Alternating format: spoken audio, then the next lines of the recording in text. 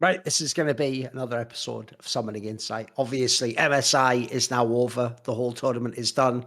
I have to say, I would just actually start there, Monty. I already think this format is easily the best, but I actually also was really shocked. We talked about this the last one, right? I know some people, maybe it was like cope for the Western teams getting knocked out, but I actually saw like a bizarre kind of like negative sentiment around the games at this tournament, which I have to say, I don't get that part at all, Monty. I actually think for real, the comments people were making are right. Like this actually might be the best if you weigh up like the era we're in and all the other. It might actually be the best international tournament we've ever had in League of Legends. Like think about like the different levels of parity. There wasn't even at the very end like a completely obvious winner. Like even though Gen.G won like convincingly, like it was like super close in the upper bracket. And then this was a close match too. I actually thought in general it was a fantastic tournament. It was very good to watch.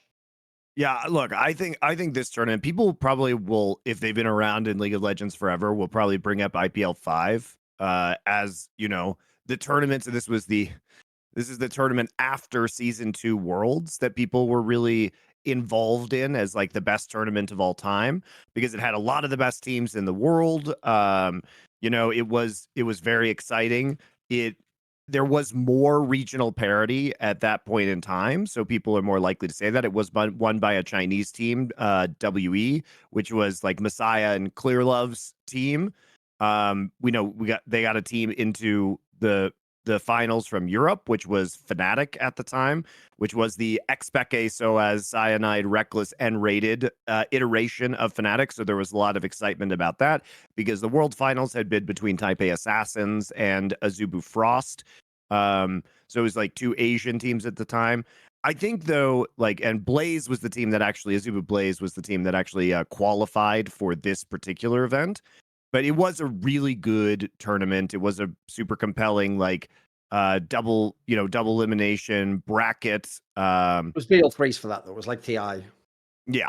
It was all BO3s. So, I mean, at that point in time, though, I mean, you could make an argument that BO3s were acceptable for League of Legends because there were like 100 fewer champions than there were now. So, right, best of fives could kind of drag on with smaller overall champion pools. Azubu Blaze tried to make a lower bracket run. They get knocked out by Moscow 5 as part of, basically the next year was Moscow 5 torturing both Frost and Blaze at various international events. But yeah, the format was great. People were very excited about it. It came like a month after or so after the World Championship. So it felt like all the teams were still in really good form. But that is, I mean, we're still talking about a tournament that took place in late 2012. So I think at least for the purposes of this, yeah, I mean, now that we've switched up the format and I think people got what we want, I think it's important to remember that last year's MSI, even though they had this virtually identical format, because of the draw being it was basically like the worst possible draw where we got all the civil wars. It was unlikely to happen again, but Riot decided to preempt that and like put the regions on different sides of the bracket. It did seem to work out well. We got a lot of the matchups. We basically got all the big matchups that we would have wanted to see in this event. We got G2 versus a bunch of the Asian teams, particularly Top Esports, which is the one that we thought they probably could beat, or I thought they could beat, and they did end up beating rather convincingly.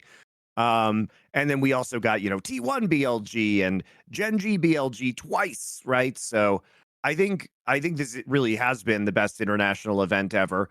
It was a little ropey there at the beginning because play-ins were kind of boring, but at the end of the day, play-ins were only 5 days long, and it was an okay amount of time to wait, especially because the bracket was so thorough. We got so many matches in the last couple weeks of competition, and it just felt really good at the end. And I think it seems like people really truly enjoyed this. I also think like it actually just lived up to what you'd hope. Like we got we got the Chovy versus Knight twice. We got twice in the 2 most important matches of the tournament. I even think actually that's an area already where because when I watched that final, mate, after the final, I saw a bunch of people like naysaying, and I was just thinking, like, what do you want from a League of Legends tournament? Like that final was fire. Like I don't care that on paper it says like Gen.G won convincingly 3-1.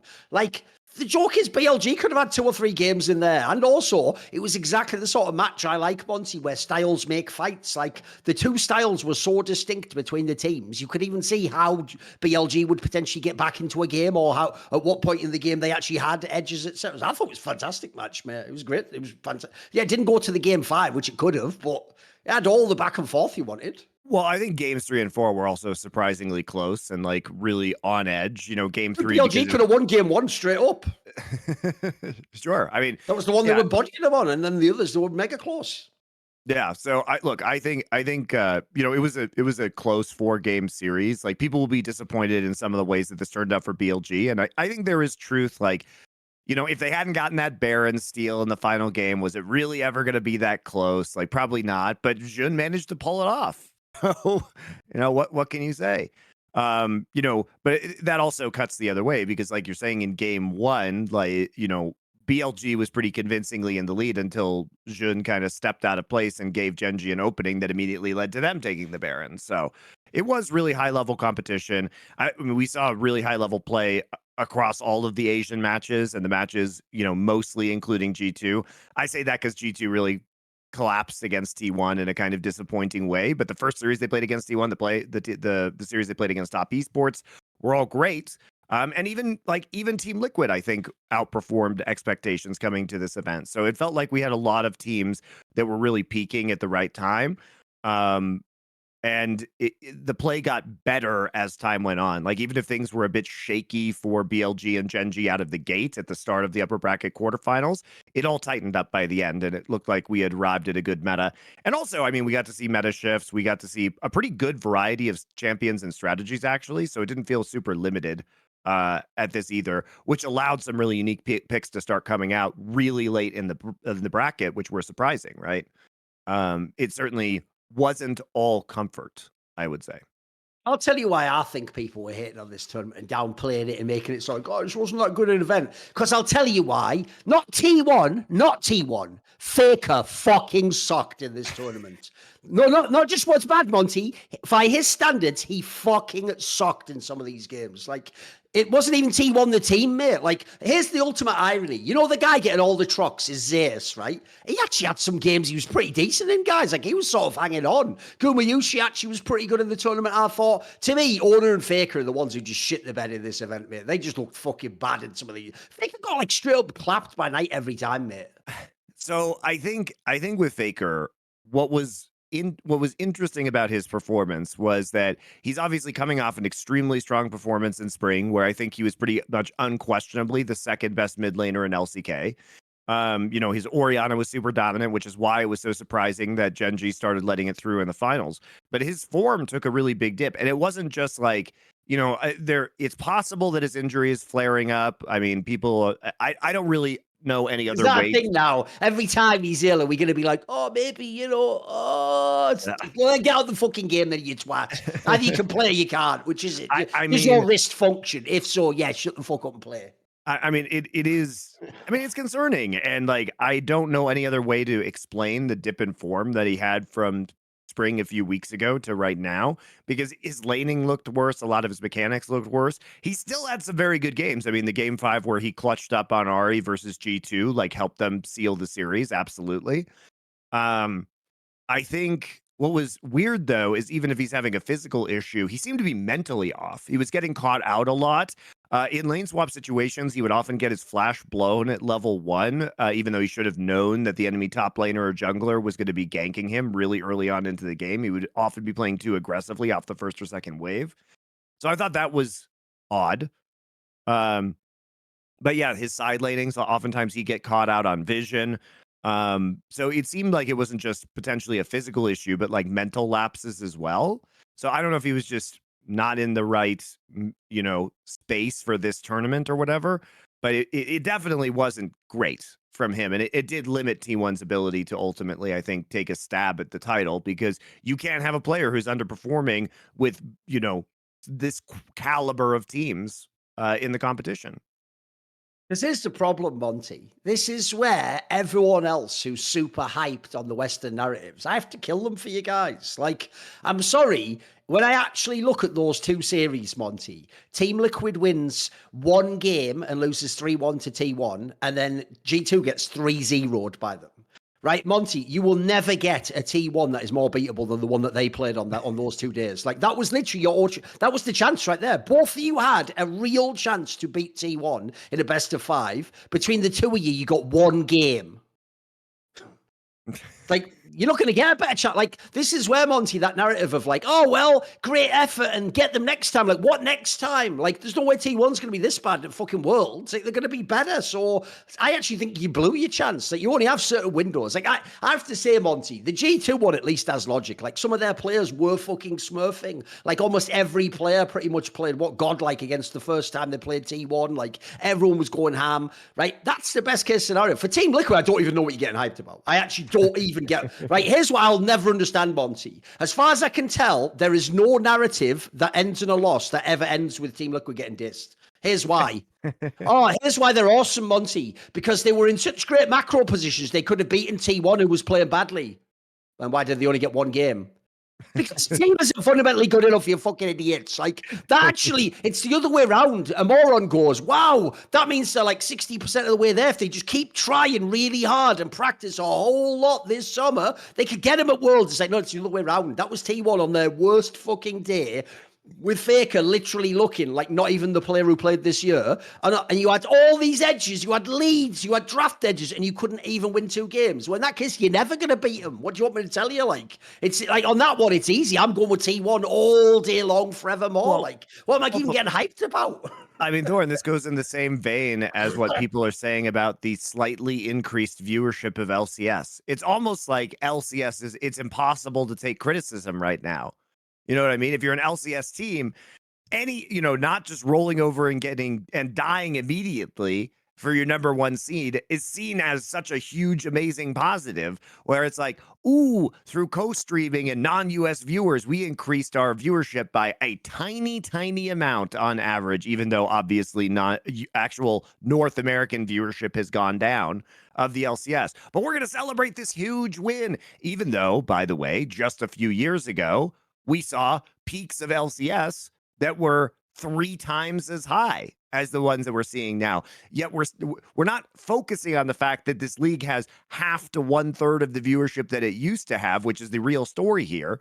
And it's just like NA, in the early days before Korea or China even had servers, they blew every possible opportunity that they had at titles in the early days of League of Legends where they absolutely should have been favorites. So, I mean, it feels the same way. And like, I don't know what people want. Like, you shouldn't be hyped about Liquid. Liquid massively overperformed, but this is like being mega hyped about NRG last year. This isn't the team with the talent on it, and they were carried very far by their coaching staff, which is great. But at a certain point, the players actually have to win within the server. They have to win within the server. And they're not going to be able to compete against elite Asian teams. And as you're saying, Thorin, this was the shot because there's going to be even more Asian teams at Worlds. MSI is the shot because at least there's only 4 and PSG. And if you're FlyQuest, you can't even overcome PSG. So how the fuck are you going to survive at the World Championship when there are a bunch of other teams that are still really good? It's going to be super rough. I don't know, man. Shout out to all the usual mentally ill people who sit in Twitch chat disagreeing with factual reality, like telling me that actually Team Liquid lost 3-2, Monty. So there you go. Brilliant. I'll tell you what, in that case, we'll bring it over to the chat because I didn't see Game 5. So what were the picks in Game 5? I'd love to know. Probably an amazing draft, I imagine. Why do people even do that? It's like I said on Twitter a while ago, mate. The best function, unironically, they invented for Twitter and Discord is on Twitch, rather, is the first time chatter one. And on Discord, it's where they do that little leaf, which means the same thing. Like it's the first comment someone's made. Because 99% of those comments literally aren't even worth reading. Like you become dumber by reading them. Because it's exactly like it says. It's like someone who in the middle of like a big banquet is like, hey, guys, what about this over here? It's like, who's that?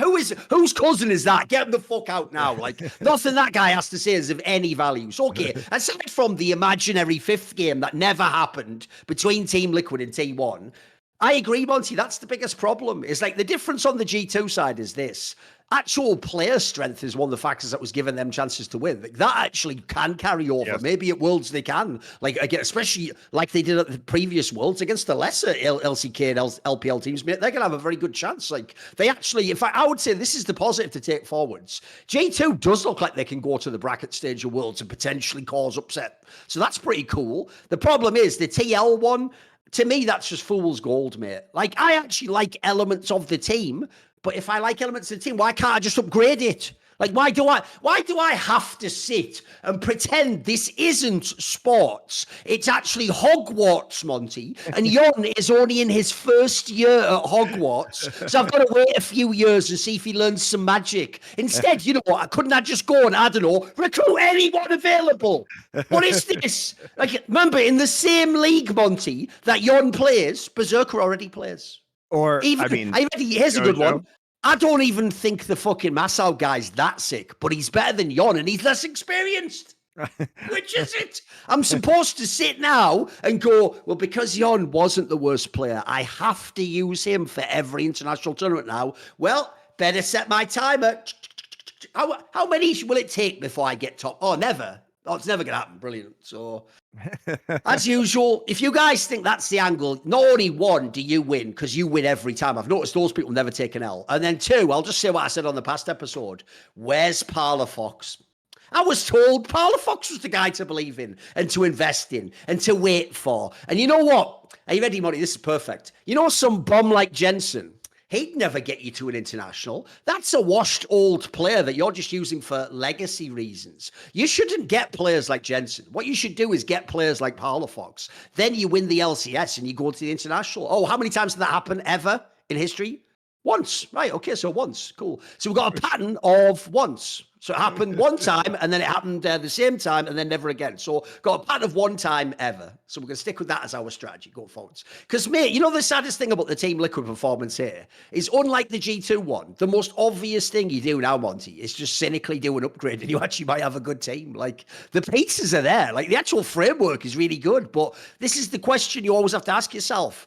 Right, imagine in your brain, Monty, we're at Worlds. We're at season 14 Worlds 2024. It's the quarterfinals, Monty. And Team Liquid is playing in the quarterfinals in a best of 5. Right, now in your mind, all I need you to tell me is which 2 players are the casters saying have just carried the series? Which 2 are you picking?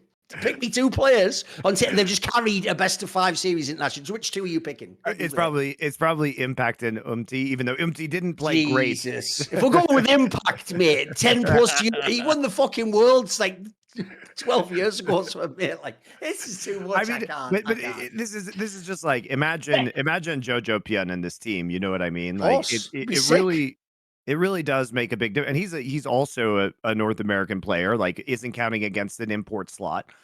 But, you know, this is Team Liquid. People will point out and they'll say, well, you know, had a very bad performance towards the end of the series. And like, yeah, he did.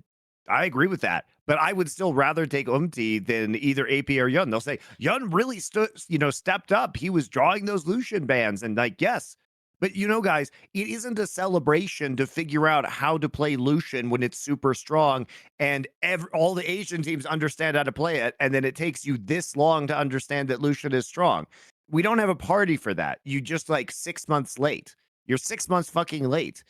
And yeah, he had a good tournament. But again, is this the guy who's going to carry them out at the international level? It's not like, you know, anybody on Team Liquid had a Caps level performance, had a Broken Blade level performance at this tournament where they were looking extremely, extremely good, just on an individual level and world class. Like, I think Team Liquid, again, as we've said, they're more than the sum of their parts, and like they played some solid games, but you have to, like, why is the bar set so low? Why is the bar set so low for LCS? Why is the bar set so low for NA teams? And why are we just going to accept that this is like, is this what you guys want? Hey, truly, like when you're celebrating these teams' performances, is this what you want? You want them just to like get top 4 and just sit there and otherwise be non-competitive, no threat to the actual title? Is that the best that you think it's possible to do out of North America and out of the LCS? I don't think so. There's different ways to GM teams, obviously. There's different ways to work together in the region to have better practice for teams. I think it's kind of silly. Also, this is why I don't get why we keep doing this thing where we conflate being from North America with being a rookie every time. If you notice that, Monty, it's just the North American version of gamble on ERL players and hope the next one is caps, even though, spoiler, none of them were ever caps. There was one caps ever, and even people like Vethio, etc., who came along weren't caps. Even the Humanoid isn't caps. So we can solve that one already. Don't wait for more caps, there aren't any. But even worse is like, you look at the players that they have on G2, right? With the exception of Yike, who, by the way, for a rookie, has got like more fucking man hours under his belt now than anyone. Like, he's played all the international tournaments in every single fucking split except one to the finals, for fuck's sake. So he's actually mega experienced for a rookie. Aside from that, you look at the players, think of the same thought experiment I just gave you, Monty. So instead, imagine a world where G2 is in the quarterfinals of Worlds and they've just played, pick a bunch of teams it could be. Remember, we're talking quarterfinals, so it's realistic you could even have a team you could beat there. Maybe they've just played Gen.G. Maybe they've just played against KT or something more. Maybe they've just played Hanwha Life. You know what? It's totally plausible if I told you. And Caps and Hansama just can't read the best of 5. That doesn't make you like that. What? Am I in the Twilight Zone? Like, that sounds plausible, mate. Like, you can see a world where that happens. See the difference in quality there, guys. The European fan doesn't have to watch, like, APA and Yon and go, shit, I sure hope they show a way better form than I've ever seen. They go, I just hope Hans Summer and Caps are really great like I have seen before. That's actually plausible. That one you can have hope for. Like, you can actually believe that that could happen. You can actually make a top 4 run with G2. Why not, right? I think it's doable. Yeah, I mean, look, I think G2 pretty convincingly proved themselves as being a You top said 4. all year was definitely accurate, right? Money, it's worse than that. Fuck top 10. It actually turns out now they were probably like the 5th best team. Like, Yeah, from 4th what or we've 5th, seen right? now. Yeah, right. Why not? I mean, at this point, I don't know how you could argue that. I mean, they convincingly beat top esports. Like, how can you argue that they're lower than top 4? The only argument you can make is if you think they're worse than Hanwha, which I don't. So I think I have to place them 4th.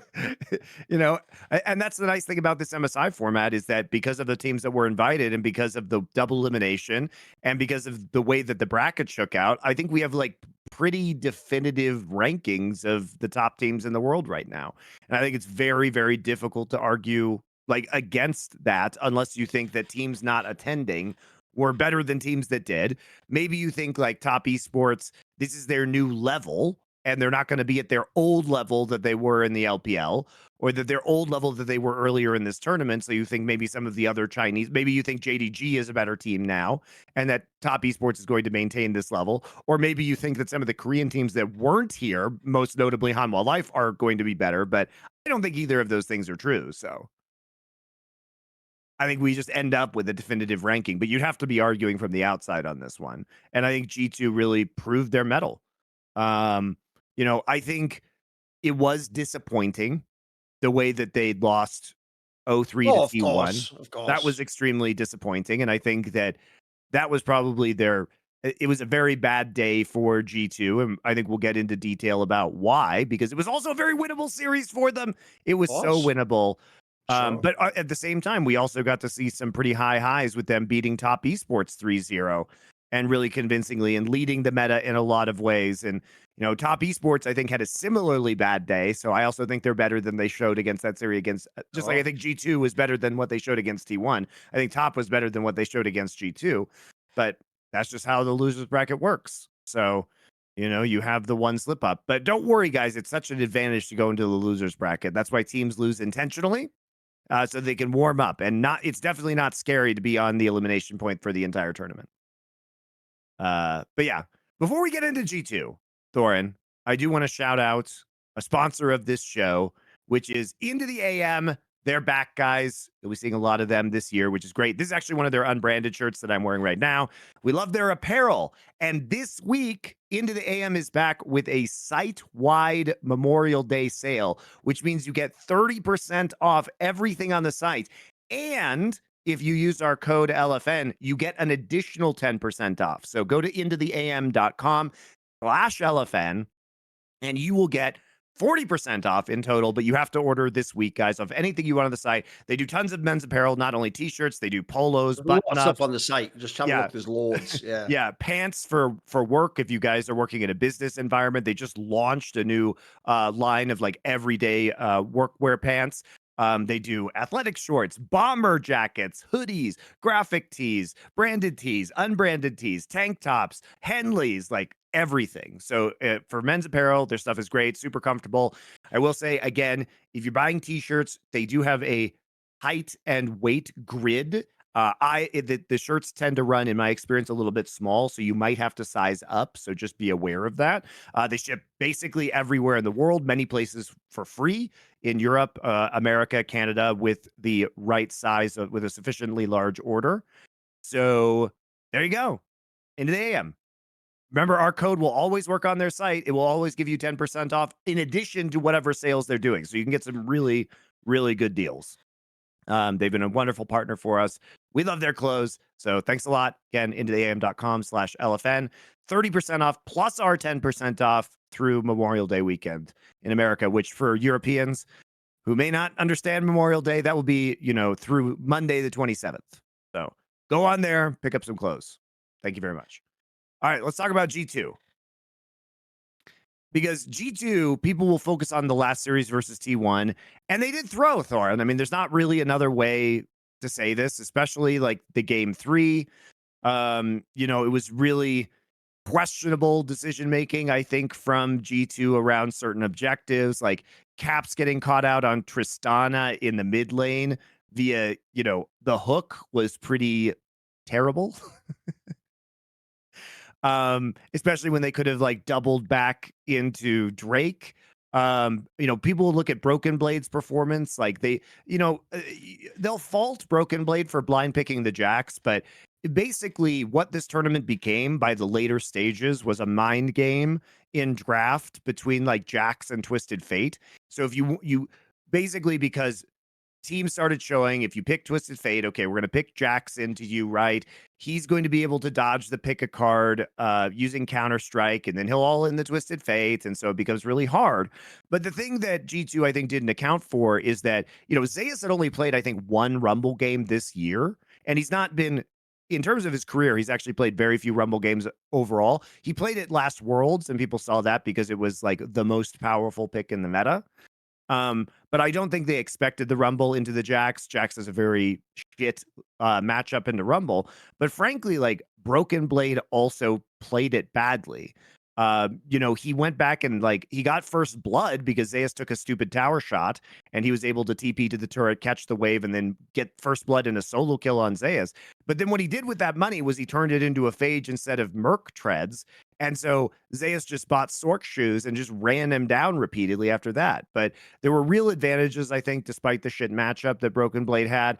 Then we have Caps, who's like popping off. You have this poke composition with Ivern brushes, but instead we're just getting caught out by hooks and getting picked off when we should be turning back and like, getting our soul or soul point on the Drake. And it was really, really, advantageous at times to G2 in a very winnable game. But there were a lot of unforced errors that G2 made. And it just seemed like a lot of their players were individually off on the day. And, at this level of competition, it becomes very, very difficult to recover from that. I mean, even game 2, they absolutely should have won. I mean, that was a big on that one. Yeah, it's really wild. Like there was a world where after 3 games, G2 was up 2-1. Like you even look at the comp they had in game 2; those are like champions they want, mate. Like you would think that should be the winnable game, yeah. Yeah, especially because Faker was having a very bad game in game 2, and you have this massive Aurelion Soul on Caps. But again, we just make some unforced errors, and that that's kind of the end of it. And T1 is a very good team at playing from behind, but I agree with your point earlier, Thorin. This is probably the most vulnerable that we're going to see T1 for quite some time, especially because T1 arguably got better the longer the tournament went on. I mean, Keria started to actually play Nautilus again, which was a huge pick in this tournament that he was very not confident on earlier. So that was very important that he starts to like play more meta champs. And, I think we see the difference between the T1 that won Worlds this last year and the T1 at MSI, which is when they are leading the meta, they look absolutely amazing. When they're playing catch up, they really struggle. Like if they don't have the champs in the pool, it is very hard. It takes a long time for them to get them back. Even champions that Keria has played to an extremely high level previously, like Nautilus, which is confusing. This is why, though, I do think you have to credit that there is still a difference between elite Asian teams and even the very best of the West. Because between the two series, Monty, the 3-2 upper bracket one and then the 3-0 lower one for T1, right? Yeah, on paper, of those like 8 games, there might actually be like 7 games that like G2 could have won, but they only won 2. And there's a difference. Why? Because the difference is even when T1's playing sloppy and bad and people, they can close the game out, mate. You've got to give props to that. Like the actual ability to close the game out is that. By the way, if closing the game out was easy, BLG would be the fucking champions of this tournament. It's not easy, but anyone who can actually like still pull through games like that, I have respect for. Like they still, like they got through that. The difference is T1 survived the hard parts of the tournament and gave themselves a chance to still maybe be in the final. Didn't get there, but they give us our chance to at least. Well, I think it's a lot of it is T1 just knows how to pull the trigger, right? Like G2, I think there was still a lot of second guessing of themselves, even like in game 3 when they had a comp that was pretty definitively outranged because Broken Blade fell so far behind, but Broken Blade was kind of irrelevant, to the success of the composition at the end. And, I also just I disagree with the way Broken Blade built early. I disagreed with the way that he built late in the game. Like I think there was a way he probably could have transitioned into tank and just been a stun bot with Counter-Strike and actually been more useful in many senses in that final game of the series. But there wasn't really a clear win condition for T1. And G2 like refused to do Baron. They refused to like push the pace on objectives. Like, for example, they start baiting Baron and they don't force a TP and they basically just remove themselves from the objective. Like they were never actually putting pressure on. T1 was able just to kind of like go back and farm out bot side again. And then they never had to like commit to the fight at Baron until later. And by the time they do, G2 has very bad positioning. Faker has an amazing wall. Zeus puts the equalizer in the, like basically jams them into the back of the pit and then puts the equalizer there and the game is over, even though they're playing from behind. They could have just been playing push mid-wave back, then go back to Drake, but Caps has to like stand there in the mid-wave and get hooked through the Ivern brush. It's like, we don't have to play the game like this. We have a range advantage. But they never wanted to try and force TPs. They never wanted to force the fight at Baron or Drake, and they just got punished for it. Like T1, T1 was just allowed to place vision traps. They were allowed to clear out bot wave without using TP. It's just not acceptable. Like G2 played really scared in that third game, and I get it. It's an elimination game, right? But you have to have that killer instinct, and I think that's what G2 lacked. By the way, there was actually an interview, I think it was actually Kang, I'm going to guess it would be, that Caps did, where everyone on Reddit was praising it, Monty, and loving it, because he basically just said the gist was sort of like that, unlike other Western players or teams, he's not afraid. Like, he actually thinks there's always hope to beat T1 and the Asian team. And I just wanted to tell him, like, yes, because you're Caps. Like, you are aware of that, right? You just don't have that confidence because they aren't you, bro. Like, you notice how after MSI ends, the other teams don't release their scrim schedule showing they're like consistently beating BLG because they're not doing Gen.G. any of that. What do you mean?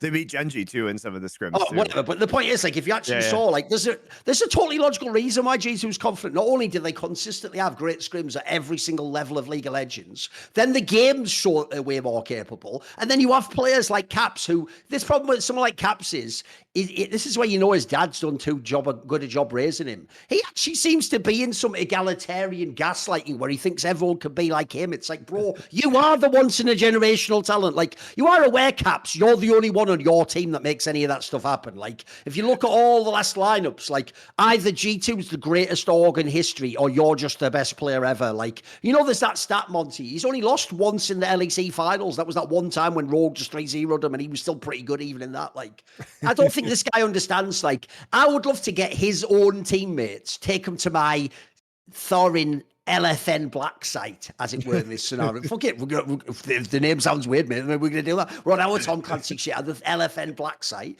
And then I'll put the truth serum in them. And all I'm going to tell you is this. The ones that aren't Caps, they'd also just break and be like, yeah, actually, sometimes I do wonder, am I as good as fucking Zeus? Probably not really, if I'm being honest. He has got a better chance. Oh, shit, what am I saying? Like, that's where, like, anyone who has Caps, it's like, That shouldn't even be fair to consider. It's why actually I have a hard time knowing how good the coaching staff of G2 is, for example. Because like I do think they're the best anyway, but they also then have caps and the best players. So it's like when you add it all together, it's just an insane advantage in it.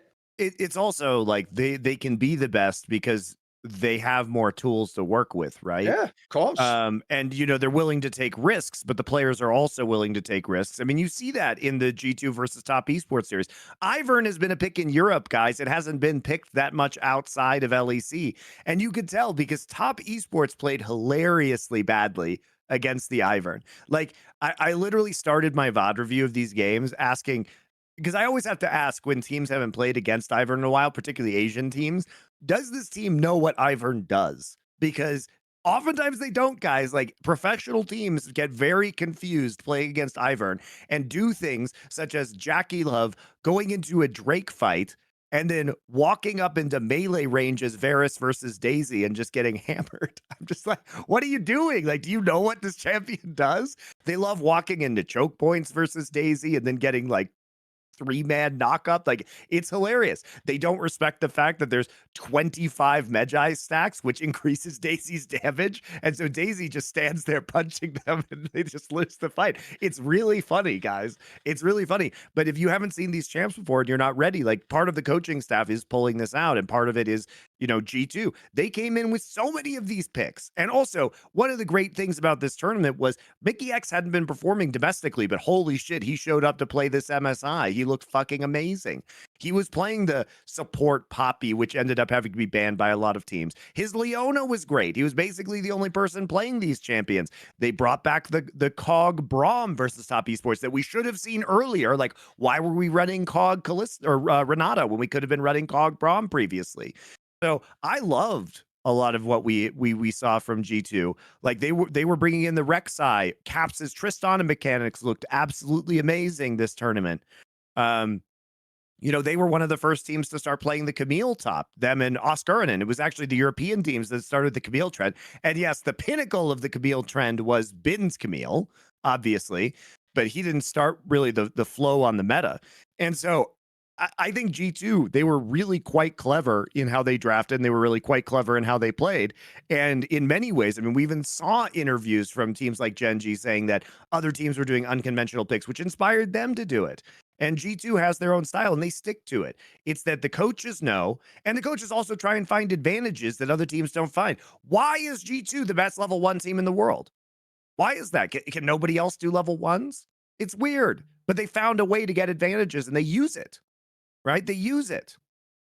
And if oftentimes other coaching staffs, they just want to follow the meta. They don't want to try and find the angles. They don't want to trust their players to play some wacky ass picks, even if they're working. And they don't, if that player's pick is working or they have a strong pick, sometimes you have to build entire comps around those picks that are unorthodox, which means the other players have to bend their play style. So the other players have to be willing to do that, have to be bought into a system to do that. And G2, it just feels like the players are all bought into the G2 system.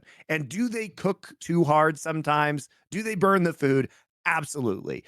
I was not a fan of some of the picks that they had in their drafts. Yeah, but it's like we said last week, though, right? We need a bit of that. They've got to cook a bit. They can't just have the basic a la carte, right? Yeah, and you just have to assume that occasionally they're going to lose because they overcook, and it's like that's fine. I'd rather take that than just playing the meta and losing. Playing the meta and losing. They did. I think if you look at the teams this tournament, G2 was by far the meta leader of this event. Other teams were doing Yasuo top, right? This was something that, other teams were inspired by. Like Zeus was playing Yasuo top. Like, Bin was, even though Bin is historically a Camille player, he was picking up the Camille really heavily. Nobody else picked up the Poppy support, but Mikyx used to be, as I understand it, a one-trick Poppy support. So I don't think it's surprising. Like that could take another angle. And actually, what's funny is that Keria did that in LCK domestically. He, in game 1 of the finals versus Gen.G, he actually tried that Poppy support. So, it's possible that Mickey looked at that and said, oh, Keria lost on it in that game 1. But it's possible that, Mikyx looked at that and said, oh, we can actually use this, but do it right and do it better. And they did. By the way, to talk a bit about the final, One thing I have to say immediately, if you watched BLG the whole year, probably the most underwhelming thing had fuck all to do with Knight. It's how the bot lane played, mate. They came into this tournament, this elk on bot lane, it's like they're supposed to be. They were hailed, Monty, as both players are the best in the world at their role. They never made it to this final bit. Like Elk already was like a little bit more sus. On was way more sus, mate. He had some games that were way more out there. Like this team never. Like remember, everyone was banging on Pays before the tournament. Like Pays and Lehens in the final, especially had like an insane glow up. Like Lehens actually legit like smurfed a couple of the games. Even they looked mega. Lehens was so good that people didn't even notice that Pays had a game where he got 28 kills because everybody in their heart knows that those 28 kills belong to Lehens. No, he was mega on Blitzcrank, wasn't he? Yeah, it really was. I mean, BLG got clapped in the draft in the finals, and I think like that was a big factor. On both was amazing on Renata throughout the event, and he had some really good Nautilus games, particularly when he was farming on the Nautilus. When Elk was on Senna. And you know, I think Lehens at times struggled, like in the upper bracket finals, the first game that Lehens played as Nautilus when he was farming with the Senna, which was BLG's one win in the upper bracket finals. Lehens played quite badly in game number 1, but then played very well for the rest of the series. And then by the time we get to the finals, they really just pulled out some brilliant shit, Thorin. I mean, that when he was playing the Blitzcrank, it really was just a fucking drafting masterclass by Gen.G. Because what happened was they intentionally leave. So this is the Gen.G's first game on red side in these finals. They intentionally leave the Ashe up and they bait out the Varus Ashe picks, and then they bait out the Xin pick. And of course, Lehens is historically a Blitzcrank player, and Blitzcrank in the past, when you take like, you know, low mobility Varus lanes and bot, frequently you ban out Blitzcrank. But not only I thought going to the finals, Thorin, that BLG was going to have the Xin banned against them because the Xin had been really, really key in some of their other wins, particularly in the T1 series where they were able to create so much space with Xin and the Xin ultimate. But the thing about Xin is that because he's standing on the front line when his ult is up, and when his ult ends, he also becomes a free Blitzcrank target, basically. So it wasn't just, oh, we got the Blitz into the Varus Ashe, which is very good historically. It's also that it completely destroyed the Xin pick. And you saw Xin, he did int this game, to be fair. Xin was like not great outside of the Baron steal in the finals, and the first 2 games were really suspect. I mean, he's basically solo lost game number 1. And then game number 2, it was funny because he would try and clear wards. I literally watched him die trying to clear the same pink ward twice because he got hooked, died, came back to clear it, got hooked and died again. So he was definitely not playing respectfully around the Blitzcrank, but the Blitzcrank hook, is very, very efficient when it comes to dealing with the Xin. So they basically got 1 pick that countered 3 others. And then on top of that, Thorin, in the lane swap, he got the first beautiful hook onto Camille. I was with my stream, I was counting how many hooks. I think he landed over 20 hooks in that game alone. And this is why we had 39 kills for Gen.G in a 30. They were getting a kill a minute. I mean, and a lot of this was just picks from the hooks, picks from the vision traps. You know, the synergy also between, Glacial Prison from Sejuani, if you're in the front line, and then just Blitzcrank hooking you was hilarious. Chovy really didn't even have to do anything in the first 2 games, and Gen.G just won them. Like, sure, he extended his Yone win streak to 15, but did he do anything? No, he blind picked Yone after he absorbed all of the bans and just kind of lost lane. I mean, it wasn't. The thing is, people will denigrate Chovy's performance, but like he basically took a fat L for the team so Lehens could have mega counter picks, right? And so Keen could have R5 counter picks into bin, because I think their strategy going in was like, Chovy will find a way to be kind of relevant or lose gracefully no matter what, and he's going to be playing one of his best champions, and he always has the opportunity to split push on the Yone, whereas Bin is the one we need to keep under control. And they were right about that. Like, Bin was the best performer for BLG over the course of this event. Definitely. So Yeah, I was going to say you that know, as well, is that if you actually look at this tournament, the other thing that's cool is Bin was kind of chilling in the regular split. Dude, this guy looked really good. Even in the finals, like he was one of the only win conditions. Like anytime he was on one of the champions, like a Camille, and he would go in and you'd have a chance for a second. Like the fight would at least be interesting. The guy at least knows how to play his fucking edges, mate. That guy's a stud.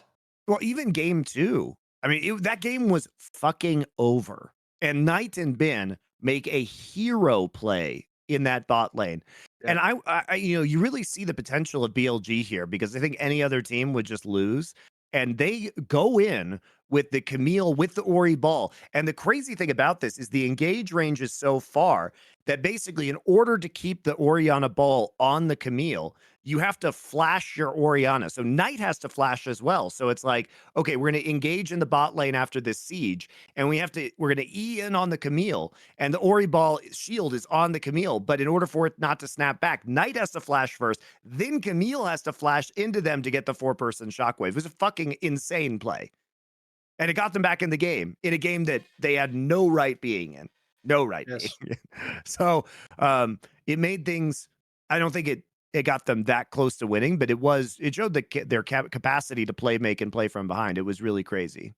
No, but here's what made the final cool in that sense is like, again, if you're not just looking only at who won the game, the reason it was awesome is think about the strengths coming in, Monty. Like, in theory, Gen.G is supposed to be the team that's super clean in how they close you out, but actually, BLG could fight sometimes and find the odd angle or crazy desperation play that would keep the game alive. Like, even though, look, on paper, yes, Gen.G convincingly won, there was moments in those games, though, that were proper back and forth and were actually, like, entertaining and on, like, a knife's edge. And the other thing as well, the bigger point as well, obviously, Monty, is because of the awesome aspect of Double In that we got all these rematches, no one has any questions left. That's the best thing. We saw BLG play Gen.G twice. We saw G2 play BLG twice. We saw a bunch of fucking, we saw G2 play T1 twice. Like, we saw a whole bunch of matches where actually you can feel sort of satisfied with the outcome. Like, hey, that is the right outcome. You know what's in all these cases? The right team won, right? It was the same winner every single time. By the way, I'll just throw this out there, Monty.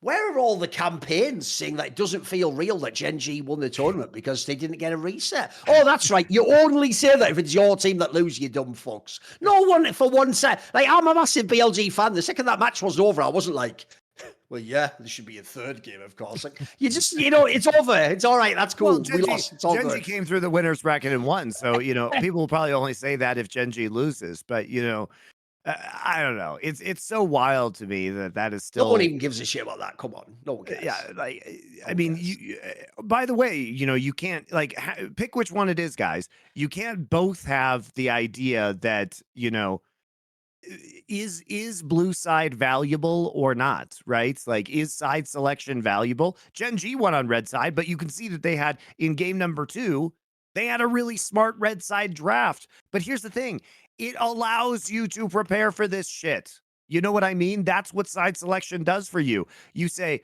okay, if we win game 1 and then we go on red side, we have a trap draft prepared with this fucking blitzcrank if they play Varus Ashe Shinjao. And they got the read. They read them perfectly, right?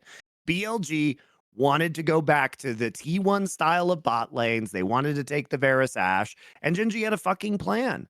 I mean, I thought actually Gen.G's blue side draft in game 1 was kind of shit, if I'm being honest. Like, I think Lehens should have just played Ornn.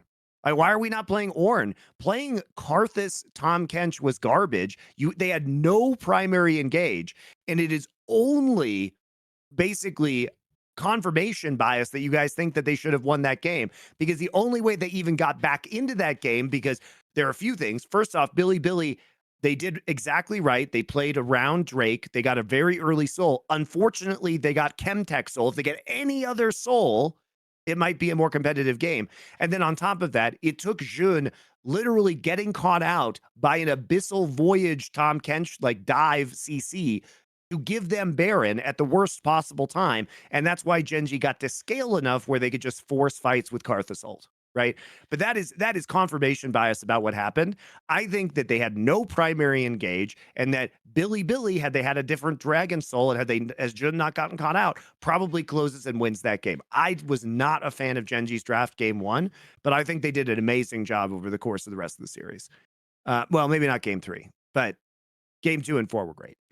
You know, the Zeri pick also by the time we get to the last game, it's like we got all the 80 carries banned, and then now we're just gonna go with Zeri? What the fuck is that? Right? And the masterstroke there is that they had a support Maokai prepared, where it's like, okay, we take Senna first. You take Nautilus. Well, Nautilus obviously is one of the counters to Zeri, because if she is in the front line, you can just use the targeted CC on her of the Nautilus, right? Nautilus ult. And so we know, I guess, Lehens doesn't play Ornn, but what he does play apparently is a support Maokai, and this also is a targeted CC with Maokai W that really fucks up Zeri. And then you also have the huge Maokai ult, which is probably the best ult in professional League of Legends. So you get that bonus there as well. You're not playing it in the jungle. So yeah, I mean, it was a really nice switch up, I think, from Lehens, and basically the Maokai counters almost everything they want to do with the team. But the Zeri is just useless. The Zeri can never even fight. She's so short range. The reason why we haven't seen a lot of Zeri picks is because she can't get into range, and range was everything at this MSI. Like, having outranging compositions was absolutely huge. So yeah, I mean, I think this was By the way, they also did a great job drafting, in the sense that you noticed that they just Gen.G was just never ever going to let Knight have Ari or Talia, which by the way nailed it, because those two picks, like the Talia especially, that's like the way back in the series. If you give even one of those, like that was actually, I agree with you, Monty. It's obvious that their logic really was just like, look, Chovy will play whatever's left over, just ban out all the Knight's picks, and then let's force them onto like either situational picks, or we just get the better end of it. Like, we don't need to win through mid lane. It's not even necessary. Their top lane edge was there too, so who cares, right? And Kanye did outplay Jun. Yeah, and I think people will criticize the way that, you know, especially in game 4, that BLG tried to play for the backdoor, but I just don't think they could have done anything. I mean, you have how were they supposed to win that game, is what I would ask. you Exactly. can't 5v5 because you have a support Nautilus that's like level 12 and has no tankiness versus Like you know, when people watch that, Maokai. and when you fail the backdoor, Monty, they all laugh like, lol, you just traded that for the game. It's like, well, first of all, when they do the backdoor, it wasn't instantly obvious it wouldn't work. Like, there was a chance. Like, you thought maybe the timing could work. It's also that it's really easy to look at a lot of those plays in hindsight and say that they shouldn't have done them, but those game states are so unusual that I agree that BLG was very unlikely to win a conventional team fight around an objective, because they simply lacked the front line, and they think they realized that Elk Zeri was just fucking useless in this game. Yeah. And so you basically have to pray for a miracle flank, but I think that has a lower chance of success than trying to fast push or backdoor with Bin and Knight on the Camille and Tristana in the late game. So it didn't end up working. And also, nobody credits Gen.G for playing around it super well. I mean, Gen.G did they thought on the fly really effectively. So some of the things that they did included, like, when the Nexus turrets were down, just Keen slapped a pink ward there, and he just stood on the pink ward, and that's what they were using to TP back to. And a lot of the times, guys, what you'll see professional teams do is that the player who has TP up is the one that's defending the base, or is the one that's split pushing the wave while you take Baron. Gen.G had to change the strategy. So they sent the player who had TP, it was Keen at first, and then they switched it to Chovy, to the Baron, so that player could TP back into the base for the back door, because they were confident that they were not going to fight them at Baron, and that the back door was going to be the play. So both teams had the same read, but Gen.G had to prepare for this, and they had to change the way they typically do things in order to basically deal with this threat. So I think it was really legitimate the way that Gen.G didn't get any credit for the way they played that scenario out, and they recognized the danger and respected it. But they did a great job of shot calling that scenario. I even think there's almost something perfect, Monty, that at the end of the tournament, the team that never lost a single series was Gen.G. They're the champions of the event. And the team that actually took them the closest in terms of games was Top Esports, who got eliminated way earlier, and everyone was going to meme on. That's the only team that won 2 games in a single series against Gen.G. It is. That is true, guys. Even though I do think Top Esports didn't let themselves down badly in this tournament, but they still had a few matches early on that weren't bad. Yeah, and I think also you do have to give credit to Cream for, even though he played badly in some of the games, like those 2 wins really came at the hands of Cream doing well. And I think it does raise the question about how good can this team be in the future? How good can this team be at Worlds? Because when they're on form, you can see that they can take games off of anybody in Of the world. course. It's just Yeah. Cream's first international tournament, and he had some fucking terrible Ari games. But if he can iron out his consistency, and he was pretty consistent in the LPL, much more consistent than he was here. So it's not like people weren't hyped for him, but it's like everybody knew, hey, this is your first international. There's not a lot of hope to, have a mega performance, particularly against the caliber of mid laners that you're going after. But if we can see more of that edition of Cream, then I think it'll be good. I think it can be very good. 369 was also underperforming in this tournament, you have to say. By the way, obviously now, what can they say? What can the haters say, Monty? Chovy has won MSI. He did it. It's real. It happened. It happened. Well, I mean, I just hate I hated the Gen.G chokes narratives because it's literally 3 different players than were on Gen.G last year. And Lehens sure was there the year before, but he's come back and the structure of the team is pretty convincingly changed. And especially because Canyon typically hasn't been a player to choke internationally. He started rough this tournament, guys. He got styled on by Tian in the top esports series, which is why I thought BLG would win. But by the time we get back into the BLG series, like Canyon majorly steps up. And we get to see that kind of like vintage Canyon performance. He was amazing, I think, in both series versus BLG. And that was probably one of the biggest factors. It was like Lehens and Canyon stepping up were probably the single biggest factors to the win because Chovy was rather, non-existent Oh, he during the just final. chilled in the final. Yeah, he just chilled. But he didn't have to do anything. And I No, think people no. are He also also didn't make any misplays, anything like crazy or anything. He just didn't do much.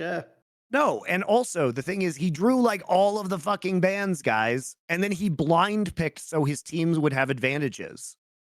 That is doing something. Like he is such a threat. He can't be allowed to have his champions. And that even when you have counter picks into him, you are the one who is still struggling in that scenario, right?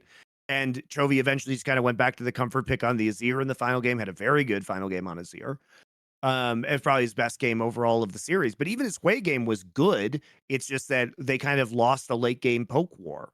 I actually thought Gen.G had many winnable positions in game number 3 anyway. But the game went so late, it kind of came down to one last fight, and they put too many resources into killing the Tahm Kench, which was a mistake because it allowed a really good turn by BLG and by Bin in particular. And Bin probably, I think in my opinion, if you look at the course of MSI, there's 2 really obvious MVP candidates, and those are Chovy and Bin. Because prior to the finals, Chovy was playing fucking amazing and hard carrying his team when his teammates were underperforming. And then Bin obviously was an insane threat on BLG throughout this event. So I don't know, like I don't understand. I didn't understand coming in the Gen.G choking narratives because it's not the same player. I mean, maybe if you want to go with a Chovy choking narrative or a Keen choking narrative, I'd be more okay with that. Also, and the idea Chovy chokes doesn't even make sense in 2024. Think about the upper bracket match that they had, Monty, where he just did that ridiculous gangster just blind Valkyrie kill. Like, what?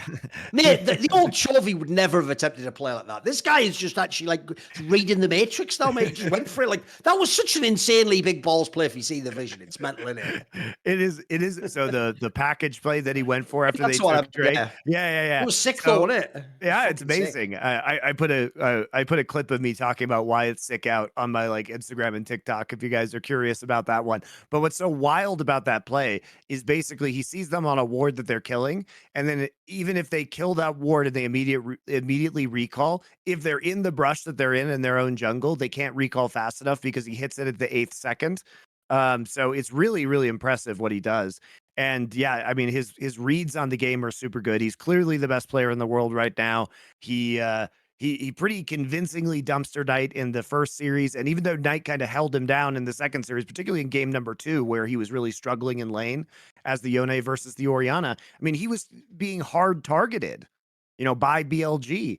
And he was playing into a blind pick Yone matchup, and he was still figuring out ways to be effective in the mid and late game. So, I mean, Also, here's the giveaway on that first series, Monty.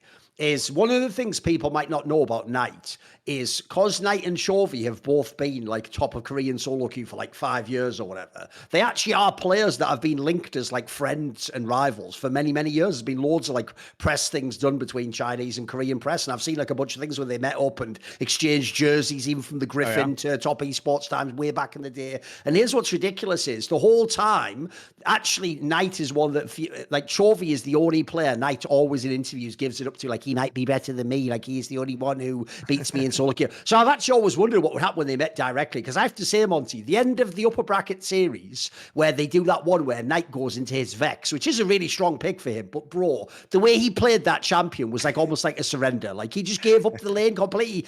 Basically, his whole premise on that was like, I'm not going to actually like 1v1 and beat this guy. I'm just going to have to find like weird angles on the map and flanks and, shit like that. Which, by the way, was still, even though Knight wasn't like his absolute peak at this tournament, it was still one of his best qualities is any potential mate. Like his Nico's the obvious one. The amount of times he'll get like a sick engage of his mad. Like those are the playmakers for him, clearly. Whereas if you do see him on the Ariana Azay, it's like fucking snooze fest, isn't it? Someone else is going to carry that game. That's not the Knight champion pool, really. I mean, he drew a lot of bans too. Like, Gen.G, they had games where they 4-banned Knight. Yep. They banned LeBlanc and Annie in addition to the Ari and Talia. That's respect right there, man. If you get 4 banned. Yeah. And on the super team. Yeah, Knight just pulls out the Ori and then beats Chovy in lane anyway. He did have a lot of help. He did have like 5 people in his lane at times, but Chovy 1v4 in mid lane. But yeah, I mean, it is really impressive. And like the mid lane bans were very strong. And Chovy basically blind picked the first 3 games. He blind picked the 4th game as well. No, I don't think he counterpicked the 4th game with the Azir. I think they saved it till the last pick for him. But anyway, he had to play 2 blind Yone games, a blind Hui game, and I think people don't understand the sacrifices that Chovy made in these drafts to get Gen.G the advantages that ended up winning. And of course, other people have to step up, and that is worrisome with Gen.G because sometimes we see them like they did top esports and Canyon just kind of running it down, and it's like, do we want to give priority to Canyon, or would we rather kind of have Chovy in a preferable matchup? But there's a level of trust in this team that the other players are going to step up, and Canyon and Lehens did in this final. So after watching this tournament, you have to actually ask the real question now of, is Gen.G going to be the first ever Grand Slam team in League of Legends? Like, as of right this second, Monty, they would be the obvious favourite to win Summer. So then all that remains is Worlds. And as of right now, why wouldn't you pick this team to win? Think about what we just talked about. It's not like it's not like Chovy in the final had to play his 10 out of 10 best game of his entire life to battle. No, if anything, it was BLG that had to have these games where they'd have to play insane in the team fights and get every perfect fight. Like, this was actually, if you look at the overall tournament, it wasn't easy, but it wasn't as hard as it could have been for Gen.G. Like, this team actually looks, as of right now, why wouldn't they win everything? Like, you'd have to give them a chance to. They could be the team that does it.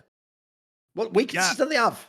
And I think, Thorin, that, with upcoming League of Legends patches too, and kind of a return to scaling crit 80 carries, that should be much better for Pays. Sure. Honestly, I think this is actually a tough meta for Pays. And I think Pays will do better in, like, if he can go back to playing Jinx and like some of these like late game scaling 80 carries. So I think the versatility is very encouraging out of Gen.G. I think Chovy's form is very encouraging. I think the meta is likely to be more favorable for Gen.G in the future. I think it's going to be tough to beat them.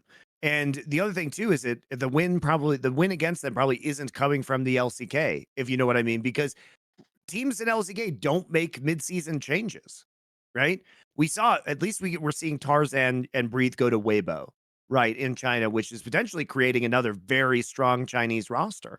But without any kind of moves amongst teams in Korea, it's hard to imagine that a team is suddenly going to become good enough to beat them, especially because T1's form seems so variable and meta dependent.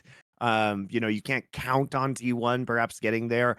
Honestly, Zeus, like, he looked bad in a lot of these tank versus tank matchups. If we're moving into more tank versus tank in the top lane, I think it neutralizes a lot of the threat that T1 has. It's what you see, he's so horny to get any Vayne game he ever can right now, mate. It's ridiculous. He'll just play it in any scenario, it feels like.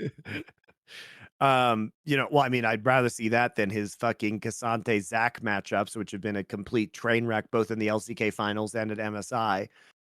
It just Oh, it, it I did laugh. I can't lie. At Rich's wrath doing that childish meme where it was like, the old woman in the nursing home, like it was like Faker, like I can play Zach now. They're like, all right, grandma, let's get you to bed. Like I mean, that game was funny. That game did make me laugh. I can't lie. That one. I mean, what was so crazy was that T1 basically just became G2 by the end. Like that series was wild because all of a sudden, oh, we are going to play Yasuo into the Twisted Fate, right? Yeah.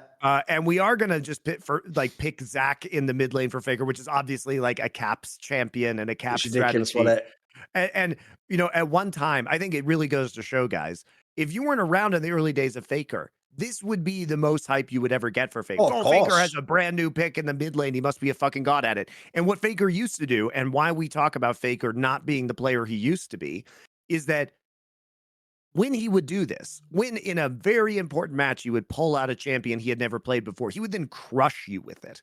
And now it's just like, oh, Jesus Christ, I don't want to see that again. It's not the same. It's not the same as it used to be. I thought it was a fire tournament. I really enjoyed it. I thought it was mega. Oh, it's great. I mean, I do agree that it's probably the best tournament that we've had in League of Legends history. It was really satisfying by the end. We didn't have any extended breaks. Like it felt like a good pace of getting that's one also of these another good best thing. of Like you fives feel today. like every day you get a match. I think that's also way better than Worlds. I will object, Thorin, to the 2 best of 5s in one day that we had in the previous weekend. That felt like too much. I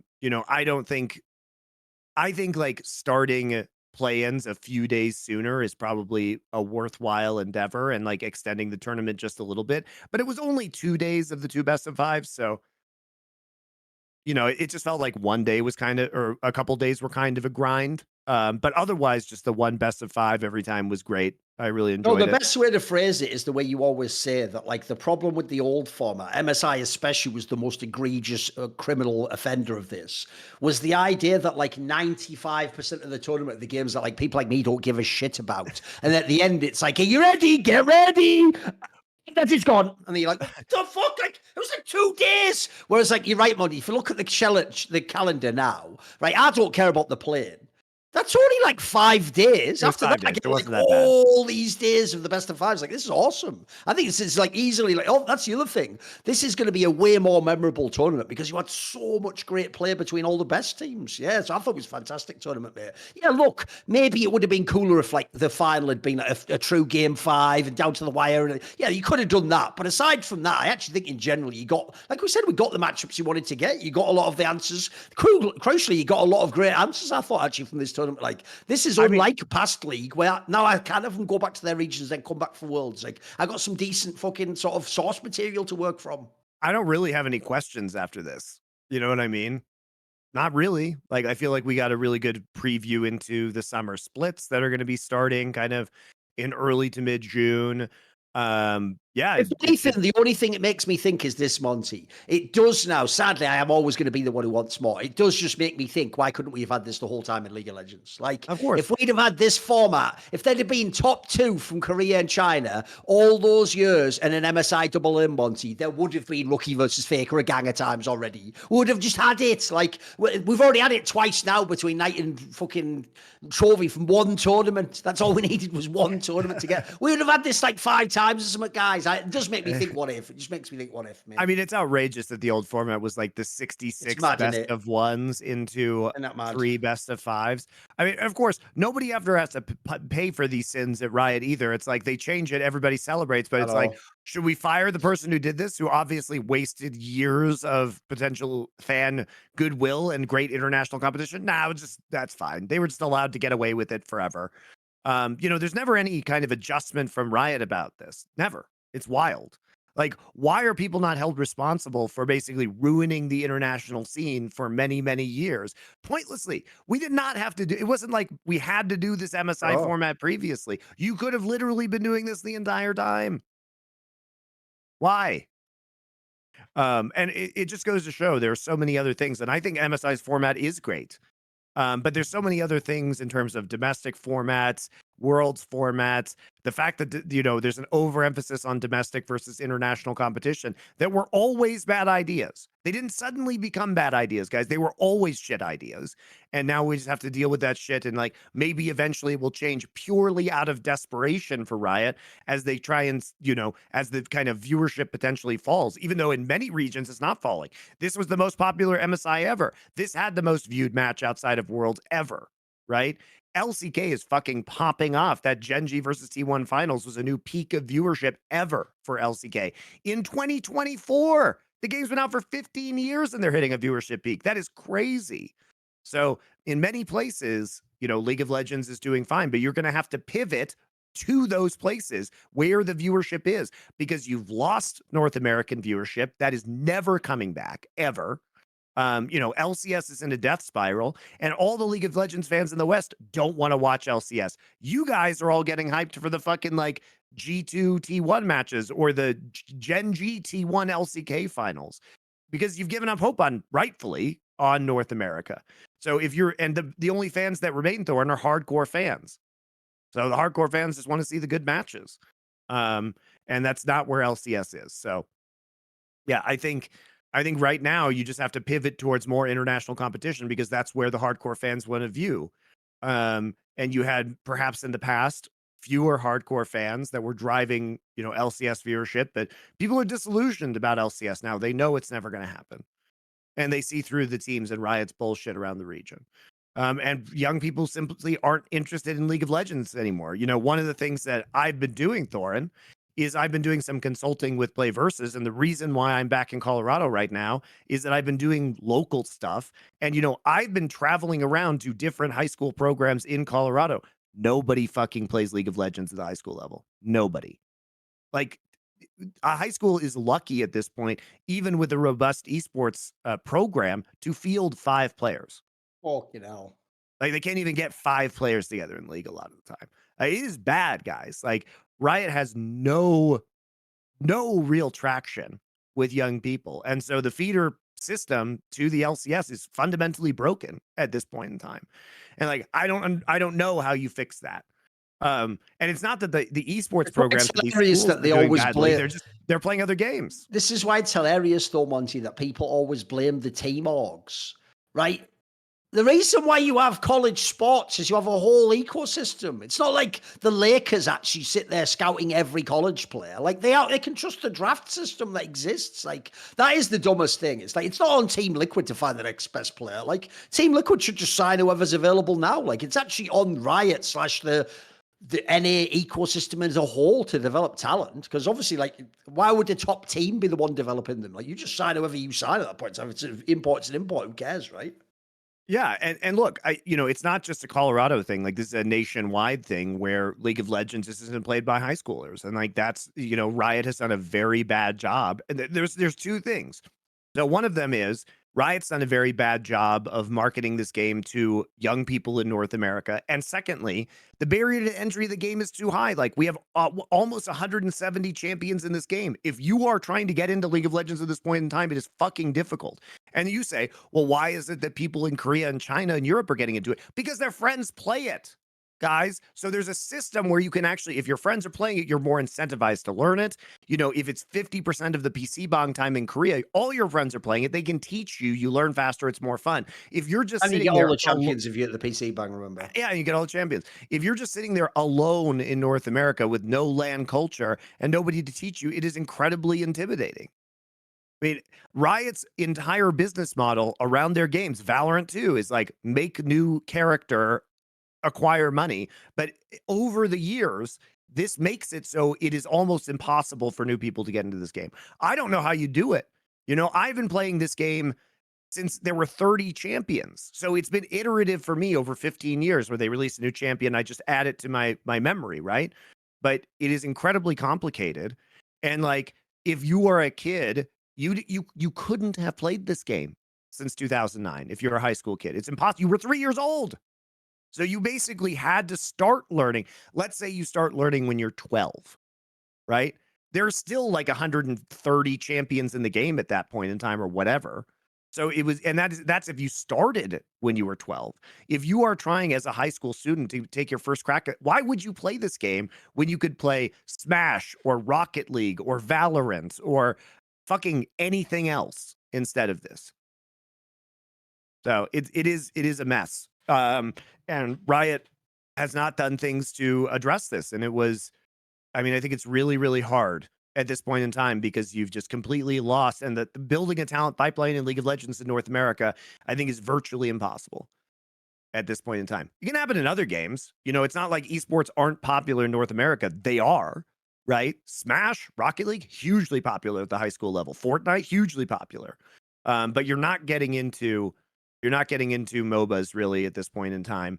And it sucks, right? Because like I think as somebody who is American, I would love to see more high schoolers involved in League of Legends. I would love to see a sliver of hope that we could find some more great players. But I'm telling you guys, it's just not going to happen. Scale isn't there, and the competitive system is like too small. So it's a nightmare, and it's not going to get better. By the way, speaking of the meta, though, I actually also think the meta for the tournament was pretty good, mate. There was some very interesting, like, draft room. There was, like, solid picks on both sides. There wasn't just, like, you're instantly checkmated in draft, you can't do anything. Like, I actually thought there was, like, a decent amount of play for all the positions as well. Like, all the roles had, like, a lot of agency, mate. This is quite cool for that, I thought. That was a great meta. I mean, how could you complain? We were seeing new picks up until the end of the Yeah, finals. Last true. game of the finals, the Maokai support was a mega pick, Yeah. right? But this is not something like that has been super important at this tournament. Like the Karthus is picked for the first time in the finals. I disagree with Gen.G's composition. If they had the Ornn instead of the Tom Kench, I'd be feeling much better about things, but they end up winning that game anyway.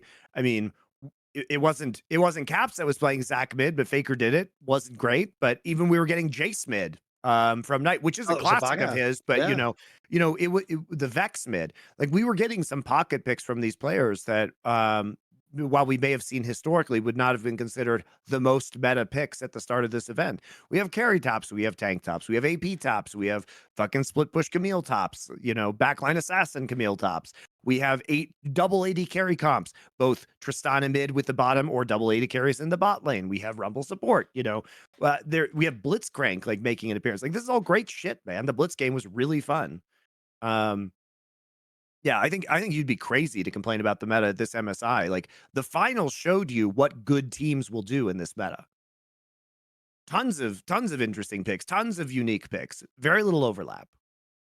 Plus, I'm going to make a prediction. In light of the narratives from this tournament and who is likely to be at Worlds, bro, I actually think at this Worlds, here's my prediction, there will be a match that will break the viewership record. Because either of these two matches in a playoff at Worlds, surely everyone in the world watches. So either Gen.G versus BLG rematch, the best from China, the best from Korea, or the other one is BLG versus T1. If you get either of those two matches in the playoffs at Worlds, Monty, there's the most viewed match ever in the history of League of Legends. I'm telling you right now. Like, you got the setup already. It's perfect. Because who the fuck wouldn't watch those matches, by the way? You should be hyped as hell for that match. So you got a really good chance we can have it in the playoffs. I think it could be dope. Yeah. So hopefully the best Worlds ever, too. Yeah. My dream. I mean, the weird thing is like the best Worlds ever was probably 2022 just because the meta was good and because DRX's story was so crazy. But also DRX shouldn't have won Worlds, and also because of the format, it was one of the few Worlds that actually went to 5 games. It was very exciting in the finals, whereas World Finals are mostly terrible because the good matches happen earlier in the bracket, as is typical. I mean, it happened again this last year, right? So unless we get double limb, but we're not going to get double limb because Riot would have already had to have planned that and announced it this year, so we can pray for next year. But we're definitely getting good old garbage format that John Needham tells me is very good because having single elimination has the right stakes for Worlds, as if that fucking means anything. Like, what the fuck does that mean? How do you, John Needham, can you tell me your stakes metrics? Is single elimination better for stakes, whatever that fucking means? I mean, the fact that these clowns are in charge of the formats and like making these decisions, like just tell us the reason. If the reason is, and I suspect the reason is, that their sponsors want live event activations at different locations, then just fucking say that. Just say having live. Why does it hurt you to say like it's important to the companies that support us that we have, fan fests at different locations, in the regions that we're doing? Fine. I accept that as a money reason. If it is impossible to have worlds without certain sponsors on board, and these sponsors are demanding that you have multiple cities and it takes time to move the event around so we can't have a different format, just fucking say it. Don't pretend that this is good for us, because it's not. It's shit for us. It's shit for the viewers. But what is good for us is having a, robust worlds with good support and sponsorship. And I By the will way, accept that. Monty, here's how you know that adding a double elim bracket doesn't reduce the gravitas, make it not as epic. You know why? Because no one ever in human history, Monty, who claims they want single elim, ever does just go, well, I'll tell you what, mentally, I'll just delete the lower bracket. So the upper bracket this tournament, that was just my tournament. I'm cool with that. I don't need to know what happened. Ignore the lower bracket results. No one ever has said that ever in the history of human race. Here's how you do it, guys. If you love single elim, why didn't you stop watching this tournament after the winners bracket final? You can just stop. Logically, the games aren't as good, right? So who cares at that point? Gen.G's won already. It's all done. It's all cool. You can just stop fucking watching the games. And that's it. You don't have to watch the G2 T1 rematch. You don't have to watch the Gen.G BLG rematch. Those are meaningless to you. Those are shit games. So yeah, and I thought it was great. And what I love about double elimination is that even though Gen.G won against BLG twice, like now we just think of them definitively as the better team. Like there's not any question. They beat him fucking twice. That's it. No, mate, imagine if you only had the upper bracket match. Actually, that one didn't quite fully satisfy the taste, did it? There was a little bit more play there. No, you want to watch it again. Yeah, you wanted to see it immediately. So that's why I also think it was just so flawless. We got it back again. It was great. Yeah. Loved it. Yeah, look, I think this is great. I think double elimination proves itself very well. And the other argument that I hate about people, even though I hate bracket reset reply guys, I think they are the scum of the earth, Thorin. Let's just pretend. Why is it that we have to set up this dichotomy where single elimination is okay with all of its flaws, but we can't have double elim unless it's apparently flawless? Right? It's like they're like we have to go back to single elim because it's not fair enough for double elim is not fair enough for me. It's like, no, this single elim also has its own problems.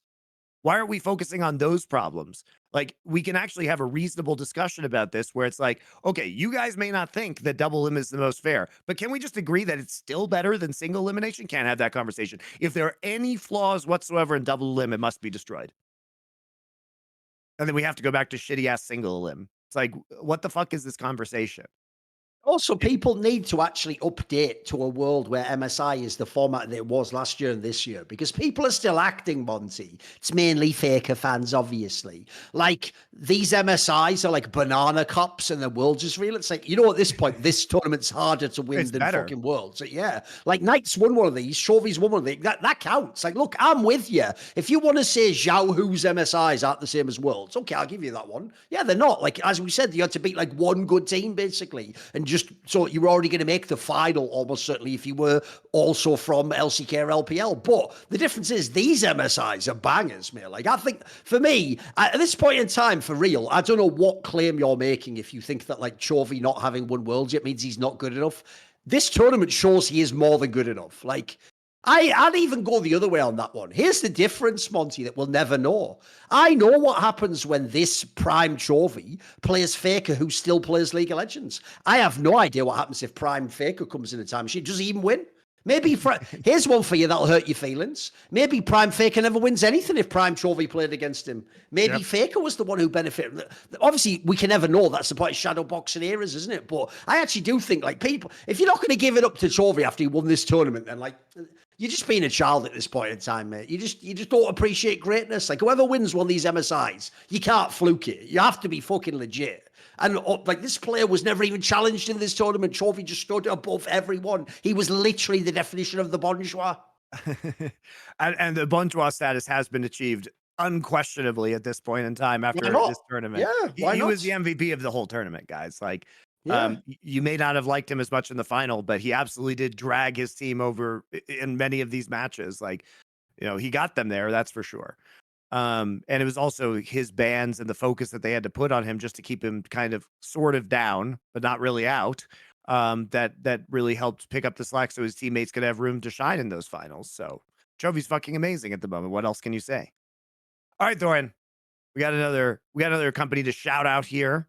HelloFresh is back with us for this week. If you guys don't know, we've been talking a lot about Factor recently. So Factor is part of HelloFresh. They do the meals that are sent to you. These are the meal kits, guys, if you're not aware. So if you have been wanting to learn how to cook, these are great. I also used them quite a bit when I was living in Los Angeles because I really enjoyed it. It really varied up, even though I cook quite a lot, it varied up my meal plans for the week and made it so I didn't have to plan groceries quite as extensively to do a couple of these a week. So what they do is they send you a box full of all the ingredients. It's pre-portioned, so you don't have to worry about waste. Right? If you go to the grocery store, sometimes you buy things, they go bad in the refrigerator. You don't have to worry about that here. They come with recipe cards and it's step by step. The only thing you ever really need is like salt, pepper, olive oil, butter, some really basic ingredients. Otherwise, they send you absolutely everything else. So you can experiment with new cuisines. They have tons of different options every week. They have vegetarian, right? They have different dietary, different meals for different dietary plans. They're great stuff. It's a great way if you are intimidated by cooking to learn how to do it easily. And if you are an experienced cook, it really takes some of the thinking out of your weekly meal planning, which I really appreciated. So HelloFresh is great, and they have a special offer right now because you can get a bunch of other stuff. One of the things I really liked about HelloFresh too was like the 10-minute lunches that they would have. So if I'm in the middle of the day, I could pop up and have a fresh meal for lunch, but it would be very quick to make. But right now, you can go to HelloFresh.com/LFN Suite for free dessert for life. One dessert item per box while subscription is active. That's free dessert for life at HelloFresh.com/LFN Suite. And I've actually had some of their desserts before, like their molten chocolate cake was really good. Especially, you kind of tack that on. So you and someone else can have a nice dessert at the end of a meal that you've just made without having to worry to bake or anything like that. So it's great. Definitely recommend this. It's a product I've used extensively. So we're glad to have HelloFresh back. I've also for used something these inside. ones a bunch of times before, even long before we were ever sponsored by them. I've actually paid for these services. And I have to say, two things I think are mega is one, you can just keep the recipe card too. Once you've got the recipe cards, you just keep the ones you like. And then at that point, whether you use this service or not, you just go buy those items. You can make the thing exactly again. And also, I actually do think you will be stunned if you're someone who hasn't done much cooking, how easy it is to follow the recipes. Like there's a lot of them where what you realize, it's one of the secrets of cooking, is this is why the real talent of being a truly great cook is like having the feel for like, a little bit more salt, a little more. If you don't know that stuff, like I didn't, like I'm a complete layman when it comes to cooking, it'll tell you exactly on the card how much like extra stuff to put, how much salt to put in, how much the oil, and because it's all precise, like you almost can't it up. Like you will actually get, it will come out 90% looking like what it should, and it will taste good. I'm telling you, like it's actually, you'll be surprised by sort of like how quickly you can level up your game in this sense. It's actually quite fun too. Yeah, it's great.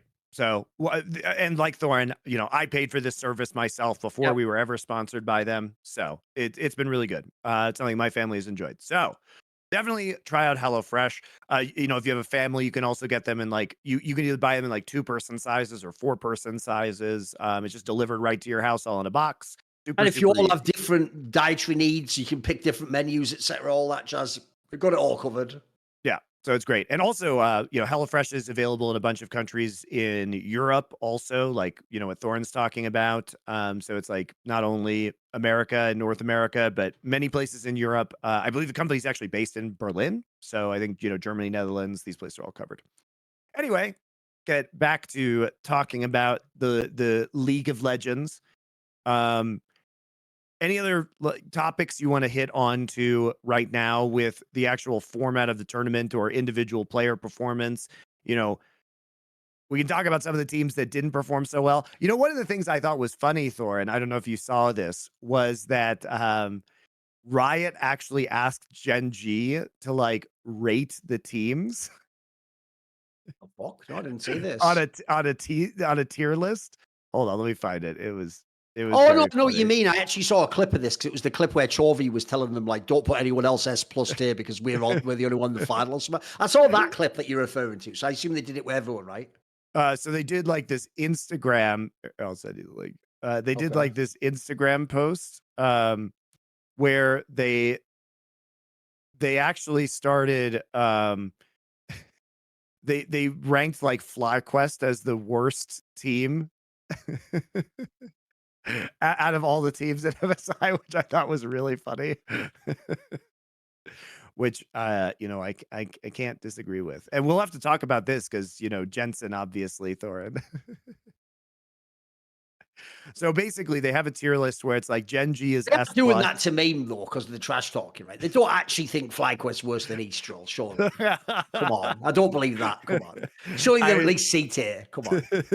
but I do think it's a great content that Riot made, Oh. sitting them down and like having Gen.G do this because obviously it sparks some really interesting conversations. But yes, they did put FlyQuest as lower than Estral Esports, GAM, Loud, PSG, Fnatic, Team Liquid. So I mean, Gen.G puts themselves in S plus, and they put BLG T1 and G2 and S, and then Top Esports in A, and I then mean, put it this way, PSG, it's hard Fnatic, to and Team argue with Liquid. their tier list. Yeah, Like it's pretty good. the top 4 tiers they did, and they fucking nailed that. I think they pretty much nailed those 4, haven't they? Yeah. I mean, you could argue that putting Team Liquid below Fnatic is a little weird because they did in fact beat Fnatic. Yeah, but here's the difference. Like Fnatic also had their highs. They were doing well against top Sure. esports. They did pretty decently in their opening match. Like, they weren't terrible. They just lost the one to TL, didn't they? Yeah.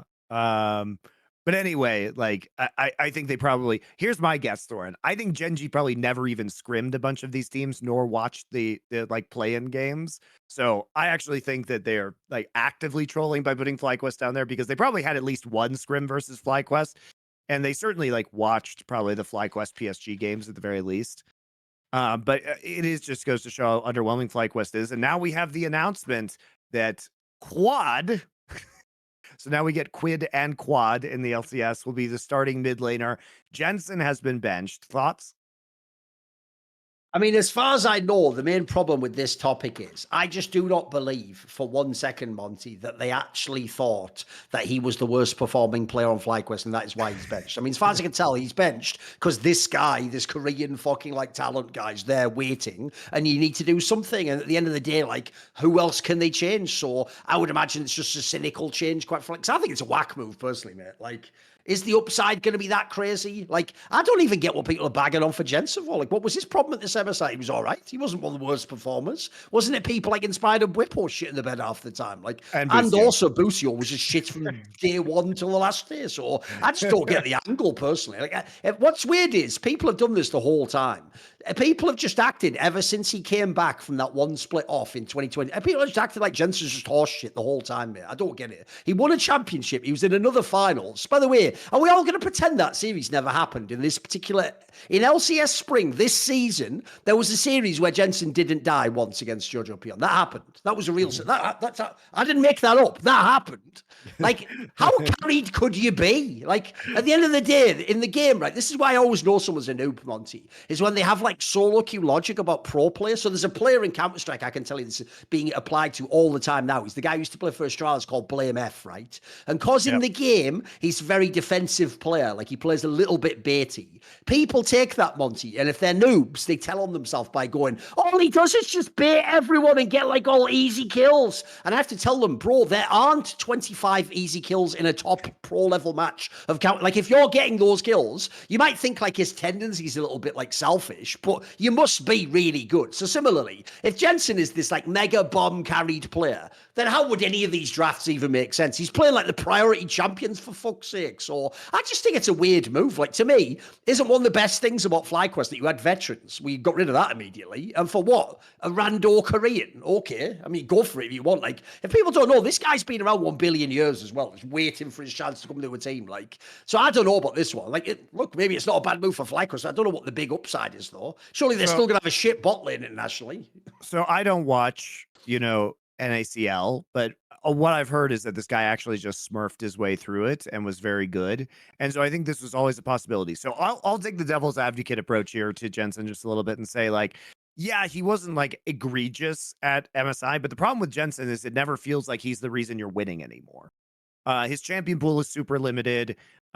He plays a very safe style of League of Legends that leads to him not being obviously bad, but he also takes very few risks, I feel like, and potentially loses lane matchups that he should be winning. He just feels very unexciting, I guess. And I think like sure you absolutely can point to very bad performances from Whippo and Inspired at this MSI, but their ceiling just feels a lot higher than Jensen's right now. And maybe there were interpersonal issues within the team or the play style wasn't clicking. But the other thing too is like obviously I think that FlyQuest had this idea in the back of their mind, which is that we're gonna get this guy and you know it will put Quad in if he's looking good in the amateur scene and Jensen is looking kind of mediocre at the professional level.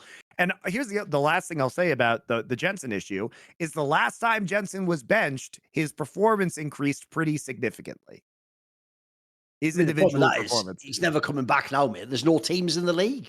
You know, that's the worst thing. When he got benched, my first thought was, well, there must be someone who'll pick him up. Then I realized there's no teams in the fucking league. Like, there are no spots. Like, where's he going? There's nowhere. I mean, There's I nowhere think to he'll go. go down to potentially FlyQuest challengers for a little bit.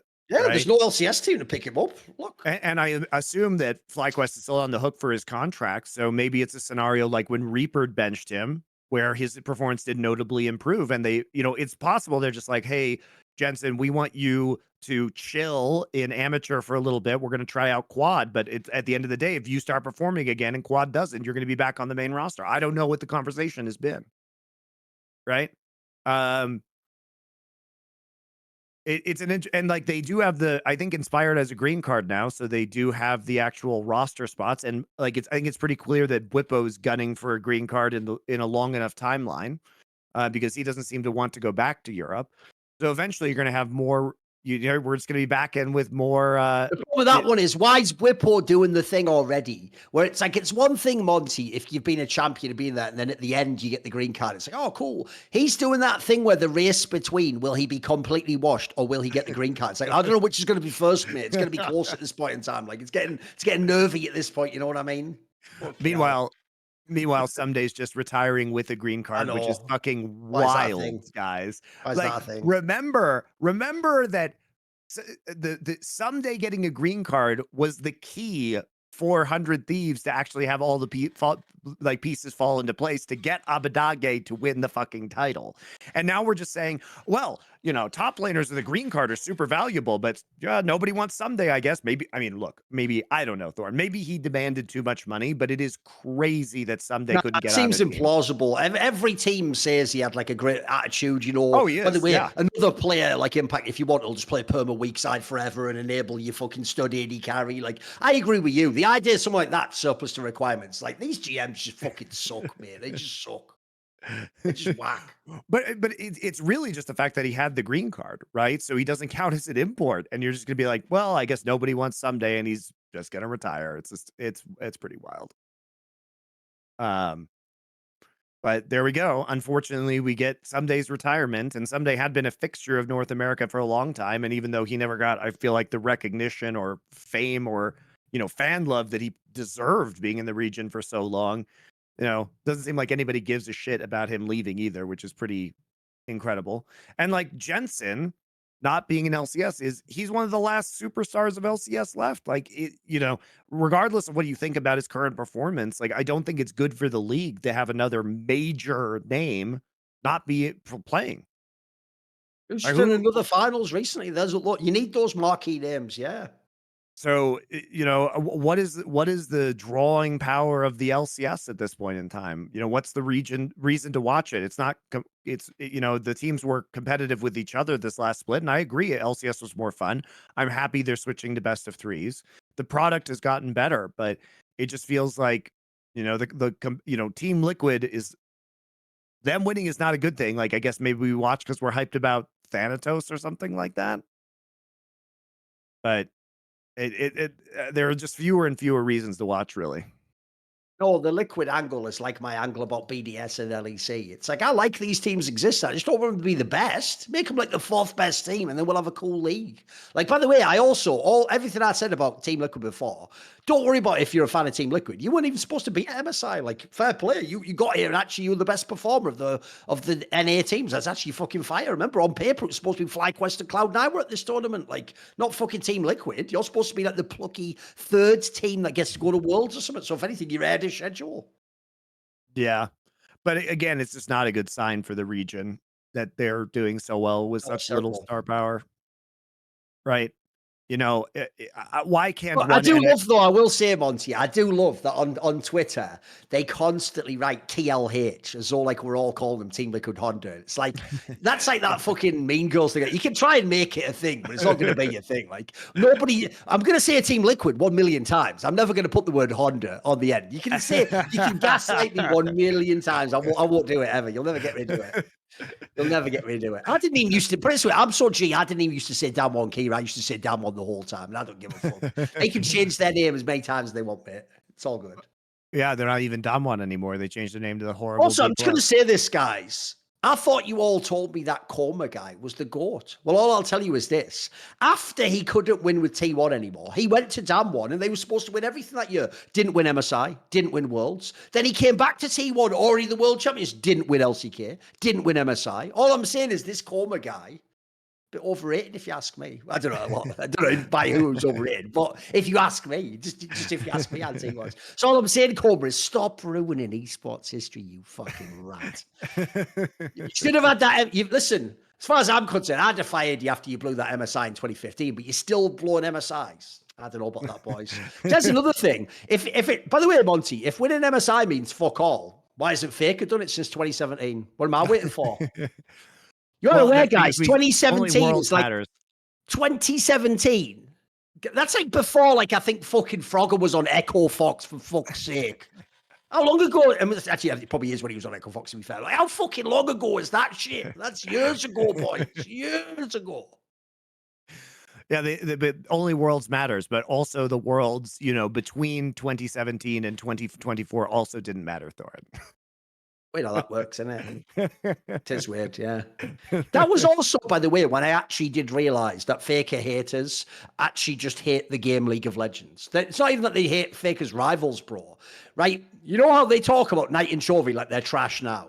Bro, they talked about Scout that way when Scout won Worlds. Like, he actually, like, won the motherfucking thing they told you had to win to be legit. And even still, after winning Worlds, he was never allowed to ever be a good player. Like, every Faker fan treated him like he was a bomb, like, you never win those MVPs. Like, give me a break. Everyone just got treated like trash. That's why I actually hate these fans, mate. Because I learned this years ago, like, in Counter-Strike, for example. People tell me I'm a Ziwu hater, and I go, no, motherfucker. All of you that say you love Ziwu hate every other player, including all of his teammates. Like, you're the biggest haters in the whole fucking scene. So it's the same with Faker fans. You know, it's to a Faker fan. They're not actually a T1 fan, Monty, because they hate everyone in T1 who isn't Faker.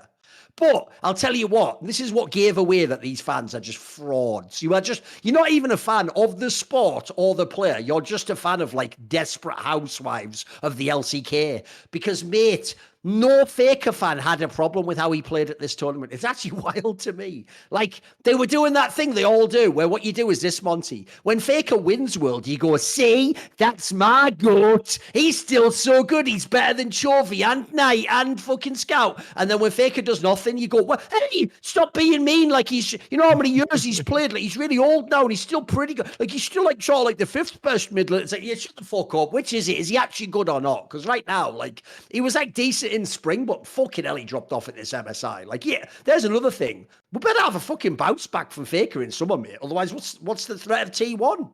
T1 looks mad ropey right now. Yeah, they really could have lost.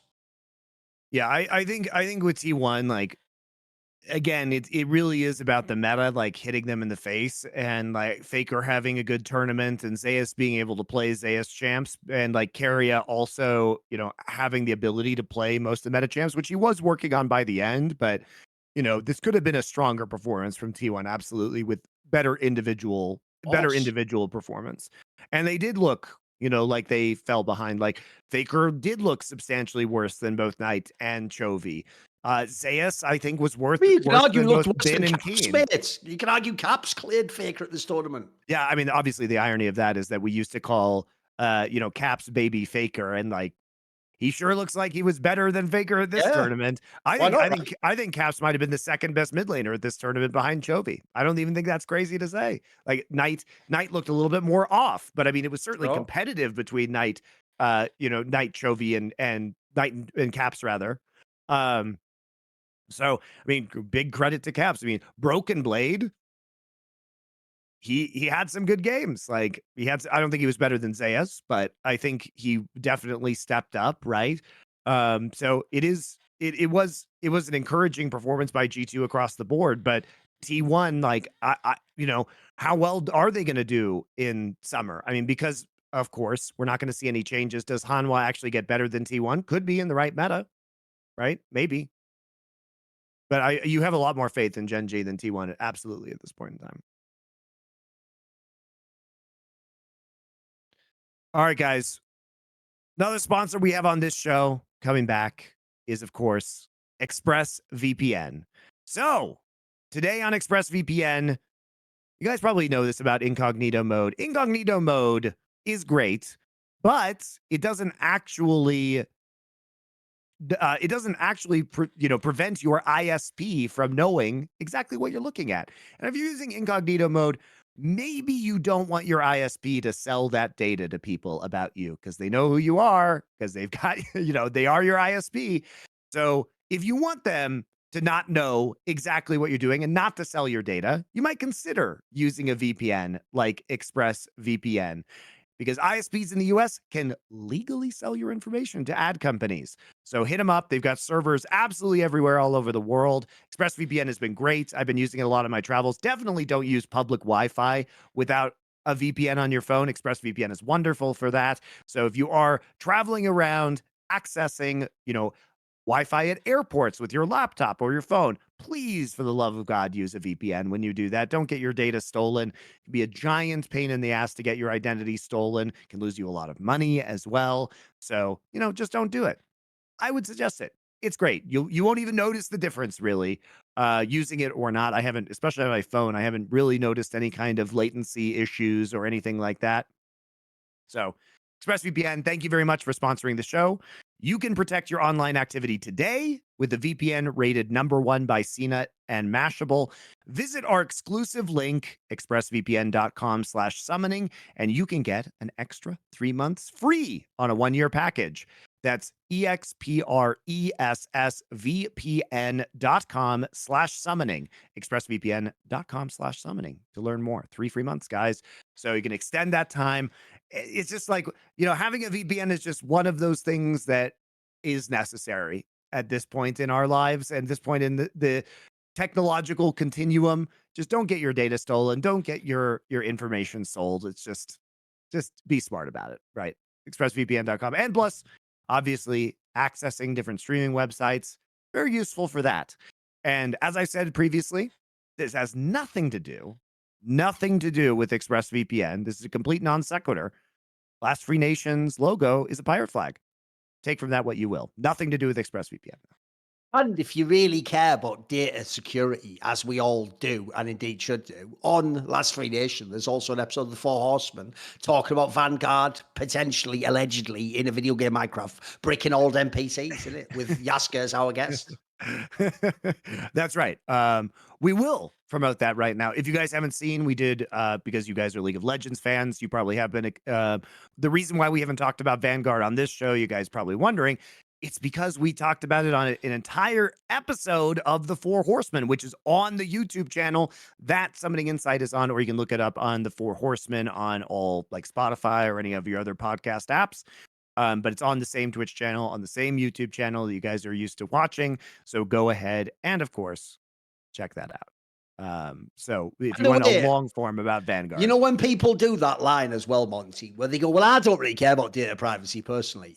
What is so mental about that is, if one thing, Monty, if someone just means, like, I haven't thought about it much, and so it's not something I'm worried about. But the people who say it as if like, well, why would I personally be worried about it? It's like, that actually implies you know nothing about human history. Because what it implies is you literally don't even conceive of it as possible that in your lifetime you will ever live under a totalitarian regime. Because if you think it's even plausible, guys, that's the nightmare scenario. Isn't that in the future you're under the regime and you then commit some massive offense and do like the verboten thing? Like, no, the nightmare regime is this, that when they take over, they already have all the data that we've all used now, and they can just immediately, with like advanced search and AI and stuff, just go like, oh, you know that thing you said 17 years, you're going to prison. Like what Richard talks about with the Saudis, like, you liked a tweet 15 years ago, go to jail. Like, that's like not even a meme. That could actually happen for real, guys. Like, that's why I care about stuff like what people are doing with my data and who's got it and who's logging it and who has access to it. Because it's not about today. It's about the idea that like one day down the line, like, the last thing you want is those people fucking coming for you. So yeah, I actually think that topic is a bigger issue than people realize on the Four Horsemen. It's not just about what we do in the video game. It's about, especially also, that's why we keep tying in. It's not even just generic. We're talking about actual regimes around the world that have done all sorts of questionable things with people's human rights are the ones that have access to your data. Like, I don't know about you, but that makes me sweat a little bit. You know, Thorin, it's great that that we are lucky enough to live in an era and a location of, you know, liberal democracies, but this is not the norm in human life. This is why the United States was so revolutionary when it came about, guys.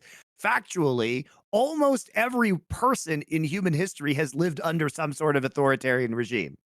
That's just true. Now, you take your chances on whether the backslide will occur or not, but like, I don't want to be there on the other side of it and find out, which is why we don't like things like Vanguard and we like things like ExpressVPN. But yeah, and speaking of the Saudi Arabian tournament, Thorin, that is going to be coming up in July, conveniently when Riot is on their break so that they will not hear or have to respond to any complaints about whatever happens. They'll just wait a minute. Why is Riot as a company now like the fat, overweight DMV employee? I'm on my break. I'm on my break right now. Excuse me, can I just find out where you get it? I'm on my break. Can't you see that? Break. What's that? Why is a company they have a break? What? It's even worse than that, Thorin. So now they give people sabbaticals. So Naz Al-Taha, by the way, who is the global head of League of Legends Esports, has taken an entire year off while the teams are hurting and while we're in esports winter. She was like, I've been working for a while for Riot, so I'm just going to leave and take this entire year off. Meanwhile, the teams are like, hey, Riot, you guys are canceling that streaming platform that you totally promised was going to fix all our financial issues. Nah, she's gone. Just gone. Just vanished. LCS in crisis. Just gone. The head of global esports. Fucking hilarious. Yeah, I also love that as well. Just an entire person. I'm on my break. How long's your break last? A year. See you in a year. Oh, fuck. What do you know, I never understand, Monty. If people haven't seen on these shows we did over the last week where I did my whole slate of LFN shows, I had the flu the whole fucking time. Like, I don't understand these people. It's one thing I actually don't get at all about this industry. I'll tell you a base little angle for you. I've got for you, right? I saw a quote last week that I think nails it, Monty. You know, everyone in esports cries about being burned out. I'll never understand it because I work way more than them, but I don't get burned out. But here's the quote that I heard that I think's a banger. Someone said, there's no such thing as overworked. There's only underrested. I think that's the actual problem the esports industry has, mate. It's not that people are overworked or burned out. They aren't at all. Most people are barely doing any work. They're actually for real just sitting with like one monitor on Reddit or a fucking streamer or some other shit like Twitter, just watching stuff scrolling by, wasting their time most of the, like, they're actually like bad office employees, most of the people in esports. But I'll tell you what I think their problem is, that they do jobs they don't actually give a fuck about. I think their jobs are boring to them. I think they are. So as a result, when someone makes you do something that sucks,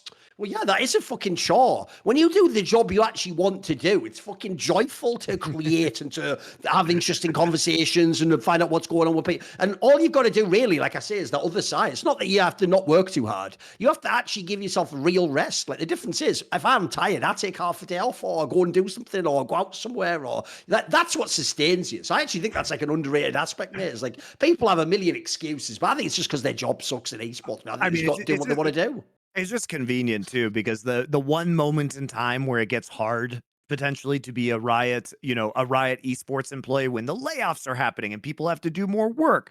And Esports winter is here, so we don't just get a bunch of fucking free money from FTX and State Farm and all and whatever, MasterCard and whatever, and then we blow these deals and we just don't have them in the future. The companies were shady in the first place. Like, people were just throwing money at them. It was so easy. Viewership was great in the LCS because you were riding the personalities of the players and didn't do anything to increase sustainability. Now that it's hard, now that the sponsors are gone, now that the teams need your help and need money, oh, I'm out. I'm gone.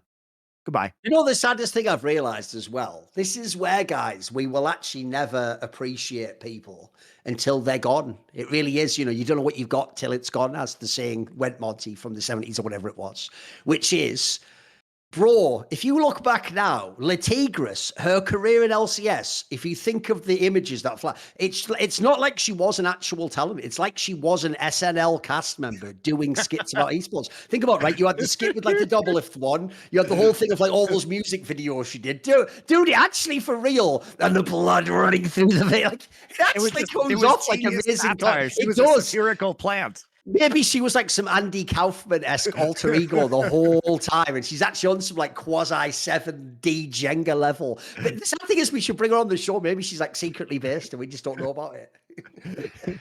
It's hard to believe it's real. It feels like a fever dream that she was ever in LCS, mate. I can't handle it. I mean, it's almost like you put Sacha Baron Cohen within the LCS.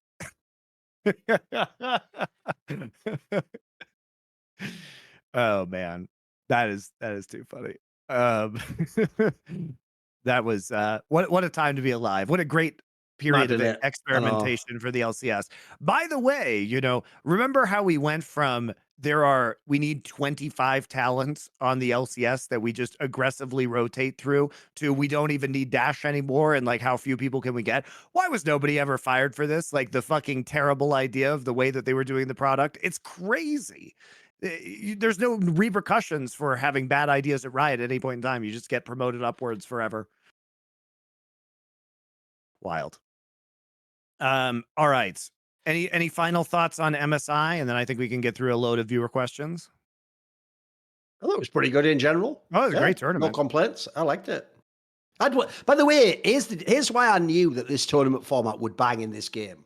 Because this feels way more like when you finished watching like a CS major. Because again, if people don't know, it's a fairly satisfying conclusion because you've seen enough matches, you've seen a lot of the top teams.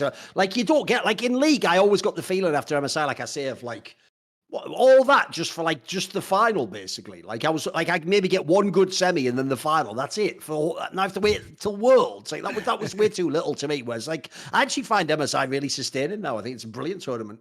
And unfortunately for Riot, I think this just is going to de-hype their entire summer splits. I mean, at least I can't believe I'm saying this. At least we have the Saudi tournament to look forward to because maybe that'll be cool from a competitive standpoint. Won't be cool from a sports washing team complicity standpoint, but we'll get to that when we get there. Don't think you're going to escape from that.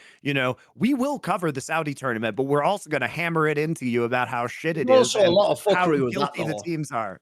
Like I saw already, it was teased. I think it might have been by James Fudge on the Esports Advocate. I saw already they're starting to tease that like it's being investigated. Like, are all those orgs allowed to not even put #ad, but then all do a cynical ad for the fucking EWC? Which, if people don't know, the weirdest thing about being called EWC is that's actually, like Richard pointed out, Four Horsemen, actually an accurate upgrade to the name. Even though it was always called Esports World Cup, it never made sense of like, then where's the S, you fucking moron? If it's an acronym, how could it be ESWC if the acronym is Esports World Cup? Think it through. Like, not least because that almost implied back in the day, you're doing one of those like esports where it's like the lowercase e, which obviously, I mean, Red Eye's out of the industry now anyway, but obviously he used to be the main guy battling against that. So like, I agree. Like, even though it, like we talked about on that past episode, it's an incredibly cynically drawn group of names. Like Richard, by the way, has a banger video on his channel about this topic, where what he does to make fun of them, Monty, is he points out that the actual program it's called when you become the partner team is that you're part of their like partner program. Well, the problem with that is it makes it sound like you're someone who needs like a handout, but then you look and it's literally like Cloud9, G2, like, bro, how cynical are you? How fucking cynical are you guys? Like, you're saying, please, sir, may I have another bowl of gruel? You're G2 Esports, you mad cunt, or whatever. Like, at least it'll be a good tournament, mate. At least it'll be good. Thorin, we don't even know if they're going to require like logos on the jerseys or anything like that too. Because remember, this is being floated as a participant thing, but they're paying them a stipend, so they probably can't. And that's why the hashtag ad thing has to go in there, because if you're paying them a stipend to advertise, this is just an advertising sale. So do we get fucking Riyadh logos or Saudi Arabia logos or Esports World Cup logos on the jersey? Like, is there a new logo for partner teams that they're going to create and mandate all partner teams are there because they want to signal exclusivity? It's a big question mark, guys. I'll tell you the God only obvious knows one where as this well, is going. Monty. The obvious one people haven't thought through is this. The first thing I think about when I think about that partner program and the idea that year on year it's going to increase is, mate, we can't be that far from Falcons buying into LEC. Come on, it's got to be right around the corner. Come on, surely that's the next move at this point in time. They tried to buy Astralis. Yeah, just seems like it's the obvious move, isn't it? Like, why not get into LEC at this point in time? Of course, because it's not the League of Legends European Championship anymore. It's the League of Legends European, Middle East, and Africa Championship now. So they changed the name at exactly the right time. Just chuck some more shit in there. Put Antarctica, Andromeda galaxies, put Pleiades, just pop everything in there. Not like anyone's fucking playing from Africa, but just keep popping in there, popping on in. The Arctic Circle Championship. The only people left out are Russia, really. What I love about that is the way you've just also done some mad, like, Makeda projection chauvinism, Monty. Because remember, if you look at the actual size, not the size on the map, Africa alone dwarfs everything else on the whole, like, globe map, doesn't it? So if you're making, like, just throw Africa in there too, like, what are you talking about, you mad man? The joke is you're only saying chuck Africa in because they don't have any relevant teams. Like, if they had loads of teams, you wouldn't say, just add a whole continent more. Like, that doesn't make sense, does it? Well, the Northern African Arabic-speaking countries will just be represented by the Saudi Arabians, right? The Saudi Arabian teams. So don't worry about it.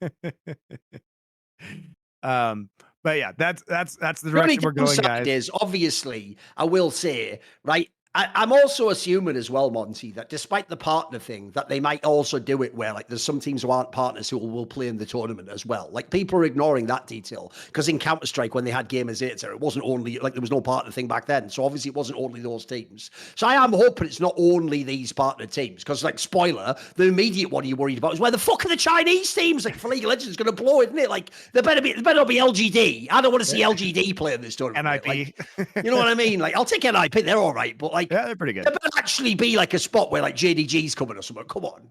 Yeah, I'm sure BLG will be there. They'll issue an invite to BLG. Yeah, I'm guessing that the top teams will just come as well. They're just not part of this extra program where you try to enter as many games as possible or whatever, It's okay. It's not because of any financial incentive. It's because the teams really want to get back into StarCraft 2 in the year of our Lord 2024, Thor, and that's why they're signing. I'll just throw this out there. Even though this team did already exist and we've heard of them before, if you're going to join as a partner with the Saudis in their new esports venture, it does make me chuckle when your team org's name Twisted Minds. Just going to put that out there. Yeah, certainly a few twisted minds in that partnership program, mate. Don't give a flying fuck about certain things we all do. But, what I just love about this is you're like, wow, they got all the big teams. T1, okay, G2, yeah, all right, Gen.G, yeah, the international. Twisted Minds, yes, famous international. I know exactly. Yeah, at least Falcons have been trying in Counter-Strike. Yeah. I will say, though, you will get mad viewership for this tournament. Like, look at those names, mate. Furia, Navi, Carmine, Cotley. If you actually do it right, they did a good job of picking the partner teams. Huge. Yeah, this could be huge. Really. I mean, obviously, like, I don't like what they're doing, but I do respect the acumen at which they are doing it. I mean, they've basically done everything right in this scenario to achieve their goals. Their goals suck. But, like, they are very good at achieving them. I have to give them credit with the brilliance at which they have executed the strategy. It's very, very good. Thing though, I actually low key. I almost wish I didn't despise, like, the whole people doing this whole program, because the one thing I want to tell them is you do know if you just make the format dope for this League of Legends and CS tournament, like, people will forgive 99% of all the drama that they all the stuff they're pretending to care about. If you just make the format dope in these tournaments, no one will care. No one will give a fuck. All we'll remember is how sick the tournament was. Like, I actually wonder, by the way, what is the format going to be? I want to know. Like, because if you do it right, if you make it another double limb tournament, everyone's going to love it. Who They the don't fuck have a lot wouldn't? of time is the issue, right? Because they have like a week or two in order to execute the League of Legends portion. So I don't know how they're going to do it. There's probably going to be a lot of games. But the production value we know is going to be good. ESL will run this. They probably have just a blank check for a budget. So this is going to be a smooth event, I would imagine. It's going to be really, I think, probably from a format Ooh, I'll tell you perspective, from something a no one's thought competitive about, Monty. perspective. Yeah. Shall I tell you a thing you can get hyped about? Even though we've all memed about, I can't wait to see the talent. No, for real though, Monty. If ESL runs this and it's white labeled, it's nothing to do with Riot, you might actually have awesome talent too. Like maybe they do hire all the people we want hiring, right? Could happen. No, because Riot will have to approve those. Oh, you think they're going to fuck with them, right? So the thing is that historically Riot has done, so there's going to be some things that Riot does in terms of talent. So number one, Riot in the past has, by the way, this is illegal, to be clear, this is illegal, but Riot has done this illegally, which is that they have told third-party tournament operators that they cannot pay casters more than Riot pays them. So it's not even going to be probably a big payday. That is in fact illegal wage fixing, and yes, Riot has done that. That is illegal in the United States of America, and Riot has done that, to be clear. They have literally gone out and said, if we give you this license, you cannot pay our casters more than we pay them on a day rate. So there's not even going to be a big payday, I don't think, for a lot of people. We'll see how that goes. And secondly, Thorin, they're going to have to approve everybody. So you're definitely not going to get interesting, or fresh choices because they're just not going to let them hire them. So the question is, do you know what's so gross about that? Imagine if you actually had the balls to do what ESL tried to do, but they just had their own problems back in the day, Monty. Imagine if this event came out and the talent was like fucking like Dom and Cage roll, like at the event, like that would be the shit. Quick shot coming back. Would like why don't you just hire Dash and Quick Shot? You know what I mean? You could just make like this could be like the No Majors Club, but for real, of fucking League of Legends. Just get everyone that Riot won't hire. That would be the shit. That would be totally get all the fucking people from LCK and LPL. That would be fucking dope. Imagine that, Monty. Imagine a tournament that's just the best talent and the best regional talent from LCK and LPL, and then it doesn't matter that a bunch of the Riot people out there. There's already enough tournaments for them. They're doing Worlds. They're doing MSI. I think that would be amazing. That would be another way to give like a bit of life to the scene. Yeah, and to be clear about the talent, guys, like I don't begrudge people getting the bag. Like if you're talented and you're going to go to Saudi Arabia to get the bag, I don't hold that against you. It's the hypocrisy that I hate, guys. It's we're going to stand up to the Neon deal, or I'm going to virtue signal, and then I'm going to sacrifice all my beliefs because I want the bag from Saudi Arabia. You can pick which one you want. You can have your beliefs, or you can have the bag. You don't get to have both. That's it. That's how it works. Or the angle, like I always point out, of like, what Carlos did is unacceptable and I will not tolerate it in esports. How about this person who put people in prison? I have no opinion. What a fucking great world this is you've created. Thanks, guys. Cheers. The person I don't like made a bad tweet, but the actual person who is dismembering journalists in consulates in fucking Istanbul, I got nothing to say about that. I got nothing to say about women's rights for an entire country. It's fine. Man, all you need to know is this actually happened as well. In England, they have like a UK women in esports like campaign or something. And the other day they had some ESL employees join their board. And it's like, I could laugh myself to sleep. A group that is about women's rights and exposure and awareness around the world is joining with a group that checks notes, puts women in prison over tweets. You actual fucking clown shoes. But I love that, Monty, because again, the kind of people who joined that group were literally some of the people who've hated on me for tweets. So you thought my tweets didn't belong in esports, but people who actually imprison women not only belong in esports, they belong in your group about women in esports. Yeah. Well done. Well done. Well done. Well done. You know, the maddest thing is, the number one sign that you actually shouldn't be in a power position in esports is precisely that you gatekeep all the wrong fucking people. Like, you don't keep any of the evil people out. You just gatekeep the legit people. Like, well, you've got it the wrong way around, you moron. Like, we want it the other way around. Like, you might not like some of the people in other sports and fields, but I'll tell you what, people like the Dana Whites of the world, they're pretty aggressive to people who are going to be dickheads towards MMA, though, and like have a cynical attitude. Like, they'll tell them to get the fuck off. Like, I wish we did that in esports, mate. At least if we had a little bit of consistency, it'd be something, right? Well, we're getting back to that, Thor. We're getting back to that slowly. The tourists are leaving. You know, a lot of these executives who washed into our industry from other industries, hoping that this would be, you know, part of the gold rush where they got their big gold nugget, are like, oh, it's not here. I'm fucking done. It's time to go to AI. Oh, it is bad right now as well. If people don't know, like Kevin Hitt recently got laid off from like fucking Sports Yeah. Business Journal. So like, there's a lot. No, there's a lot of like. Here's the biggest problem. If you haven't noticed, it's like with the teams. There's a lot of like investors have gone away, but there's no one replacing them. Like you're just on fucking thin ice if you're in those companies. So yeah, it's a tough time, mate. It's tough. Yep. All right.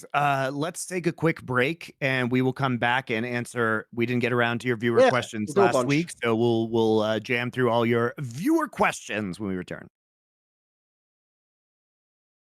Right, we're back to do the viewer questions segment. If you don't know how, one of the ways you can support us and gain the perk of asking a question is not by going into Twitch chat and typing a question. That's too literal for viewer questions. It's more viewer in the sense of people who view our content and subscribe to our Discord. So it's on the Last Free Nation Discord. If you're a subscriber there is a channel where you can ask questions for this show and for the Four Horsemen. Indeed. So first question up, in the days of old when lane swaps were new, so we're talking, I'm contextualizing this for you guys, like 2014, 2015, teams would somehow invade enemy jungle and get wards down between inhibitor turret and inner turret. Where is that ward gone? So lane swaps are very different now. I think the threat of a lane swap is less severe because if you get lane swapped on, so here's the thing. If you are initiating the lane swap and you're putting your duo in top side, you are intentionally giving yourself a disadvantage because it's much easier to get plates on the bottom side of the map. And you're also not lane swapping for as long. So lane swaps are really different now. So I think that, you know, generally speaking, and if you are lane swapping into the top side, you are not the stronger team typically at level 1 because you have the weaker duo lane. So you can't get those deep wards down. And if you're the stronger team, you're kind of happy just to trade. Like, why take the risk, or like, why get those 3 wards down deep in the jungle if you are just going to smash, get a bunch of turret plates bot side?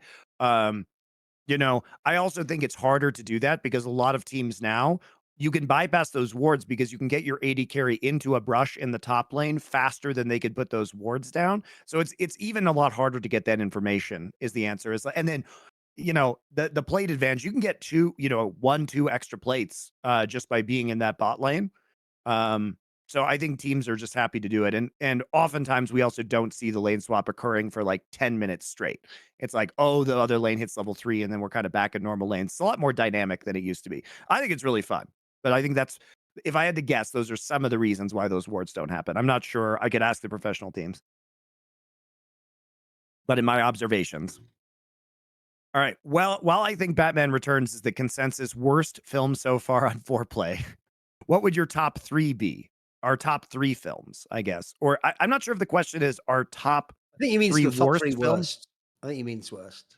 I mean, Batman Returns, I think, is the worst one we've watched. Well, here's the thing. It hasn't come out yet, but spoiler, we hammer the fuck out of Dune when it gets there. Yeah. So I think the other one, probably Sneakers as well. That was pretty badly reviewed, right? Thomas Crown Affair. We haven't had many, though, to be fair. We've only had a few. Event Horizon aged horrifically. That was pretty bad, true. Yeah. We haven't had that many, though, I've got to say. We've generally done a pretty good job. Yeah, so sometimes we and also sometimes we just pick movies that are, you know, flawed, but you know, they've got some upside to, you know, I thought Sneakers had a surprising amount of upside, even though it was kind of flawed. You know what I mean? Like, I think thematically, Sneakers is really interesting. It's just executed badly, right? And at the core of Thomas Crown Affair, like the cat and mouse thing is pretty cool. It's just executed badly. No, So, I think Event Horizon's got to be top 3. Come on.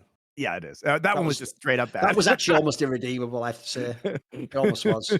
It almost was.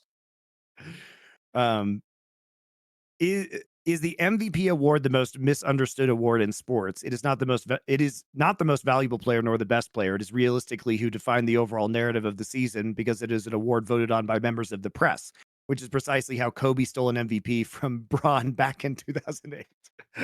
I don't know about this one. He's trying to fuck with me on that one. Yeah, don't worry about it's that. the architect of Korean esports based Joe Mars. So Yeah. he's definitely doing that to fuck with you. But as far as MVP, do you think it is a narrative award rather than a merit-based award a lot of the time? I mean, quite literally, that's how they do it in the NBA, by the way. In the NBA, most famously, you not only have to have one of the top teams in the league, by the way, none of this applied that one season they let Russell Westbrook win because he had all those triple doubles. He was none of the things I'm about to say. They just broke the rules, but that's actually ties into what this guy was saying, that the ultimate rule was, does it make for good copy, basically. But in theory, the way they decide it now, Monty, is it's a flow chart that goes at this. Are you on a top team? If you're on a top team, you have a chance. Are you the best player on your team? There you have a chance. And then thirdly, this is what's whack. Because now there's a million people score a bazillion points in the NBA. They really do go off narrative shit. Like when you have the big televised match around, say, Christmas or like the like the All-Star break game where you have this huge televised game. If you lose one of those really big games to another MVP candidate, he might just win, mate. For real. So I actually think it's terrible now. And sadly, I do think, like he alluded to there, I do think they just sacrifice integrity to just give it to the person who it's the best story for them to win, I don't believe anyone actually thought, like in the past season, that like Joel Embiid was better than Jokic. I just think they didn't want Jokic to win too many times. So they wanted to give Embiid one as well. But I never got that angle myself at all. I always thought that was a bit whack, personally. It's also in the NFL now. It's just the quarterback award, which like I wish we could just get past that because it's basically impossible for a defensive player to win NFL MVP. But also, like even if you're an offensive player, like I don't know why Cooper Kupp didn't win NFL MVP a couple of years ago when he was like smashing all the records. Like the question is, what does it take for not a quarterback to win?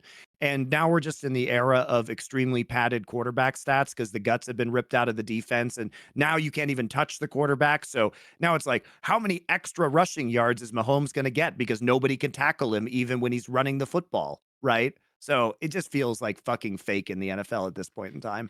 But it is crazy that we can't have any MVP awards in the NFL that aren't quarterbacks. Even like when quarterbacks have a mid-season and you have a crazy good season by another even offensive player.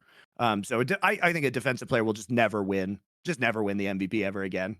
That's cool. Plus, I actually genuinely think if you're going to keep voting for MVPs the way they do in modern sports, you need 2 awards, Monty. You need one that's most valuable and one that's best player. Because, mate, you need the reason why this used to work as an award in the old days of sports is if you were Wilt Chamberlain, you didn't win the championship because you weren't the best team, but you were Wilt Chamberlain, so you got to be the MVP. Like, it was like basically that's a way of saying, like, look, you're insane. Would you start on the best team necessarily? So I don't know if you're going to give it to someone already on one of the best teams who's already in like team components, then you need a second award for who the best player is. Because what doesn't make sense is, jokes aside from what he said about Kobe there, it goes the other way, Monty. Here's the part that makes no sense. So in the era when Kobe and Shaq played, they were like the most OP player, right? They each have one MVP award, Monty. That can't be. Like, you know what I mean? Like, it doesn't make sense they played as long as they did. And there was only one season ever, these guys were the best. So to me, you've ruined the award, sadly. Like nowadays, it is just a stupid media award, isn't it? Having already thoroughly solved the Monty Hall problem and the infinite monkeys theorem beyond the shadow of a doubt, what deep philosophical quandary should the double lift sneaky medios brain trust tackle next? To be fair, they actually are taking on tricky tasks. Like they're trying to review an entire region based on like 0.1% of the games. That's pretty fucking hard. I tell you what, that's pretty tricky, Monty. I have to watch the games to know what I'm talking about. They can just do it without even seeing the games. Brilliant. They just intuit what happened. I love it. I love it. I also love he did really just, even though you went over it on Power Spike, I did love that whole thing of like double lift, like, oh, fucking hell, do you see that? Knight just fucking solo kill Faker. He'll be fucking dining out on that story for a long. It's the champion of the tournament, you mad cunt. What are you talking about? The Faker guy hadn't won since 2017. Knight was the reigning champion of the tournament that he's playing. You're watching it now, double lift. What are you talking about? So bad. I love it. I love what it already is. I love it. I love it. Also, when can we expect to get LFN merch? The problem is, guys, that we have a global audience, so we have to. Monty, I'll say this. I think we'll have something soon. Because I've got a thing I'm going to tell you Yeah, about separately, but I have a separate yeah, guy that I'm going to potentially work with. Basically, yeah. he can source loads of different, like, mega high quality gear, so we wouldn't ever do anything cheap. And here's the cool thing. They told me the minimum, you can actually do this if you can get like 150 to 200 pre-orders. I think that's doable. So I Yeah, we personally, on my brand, I'm going to try doing this as a one-off, like a drop of some kind with an artist. So we'll almost certainly try it, at least experimentally, with LFN. We'll definitely give it a go. Yeah. And Yeah. the problem, guys, so we it's mostly a time issue. And a logistics issue. So because we have a global audience and we want to be able to serve people, like I think we could probably pretty quickly do something in the United States, but we have a lot of fans obviously in Australia, UK, Canada, Germany, Netherlands, Scandinavia. So we try and find stuff that we can actually access our entire fan base, and global distribution with quality is very hard. And then we have to, make sure the quality's good. So like we haven't had the time. you know, we've been hustling. Like our first priority was to, get a bunch of advertisers onto the shows, which we're getting there, guys. We're doing pretty good now. So we're working on that, and then that'll be next. But we do hear you, and we would like to do it. It just hasn't been as important as running other aspects of the business. And we know we don't have a big crew. It's like, we have Andrew, who does a bunch of shit, who's producing this show right now, and me and Thorin, and like our hosts. But we're not a big, we bootstrapped this really hard, guys. So we don't have a lot of people at the moment. This is why I say in the future, I do think it'll happen, because the people I'm testing with now are going to be people where if they can do it, they can handle all that shit, and we'll just Yeah. basically get people to pre-order. That's all we'll have to do. So that's the ideal setup that we want. But like I say, my idea is just start with very, very limited, simple drops so we can check that it all works, and then we expand out if it makes sense. So I think it's plausible. I do think you'll see it soon.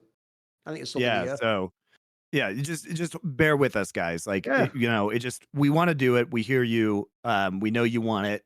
We want it too. It just hasn't been the highest priority.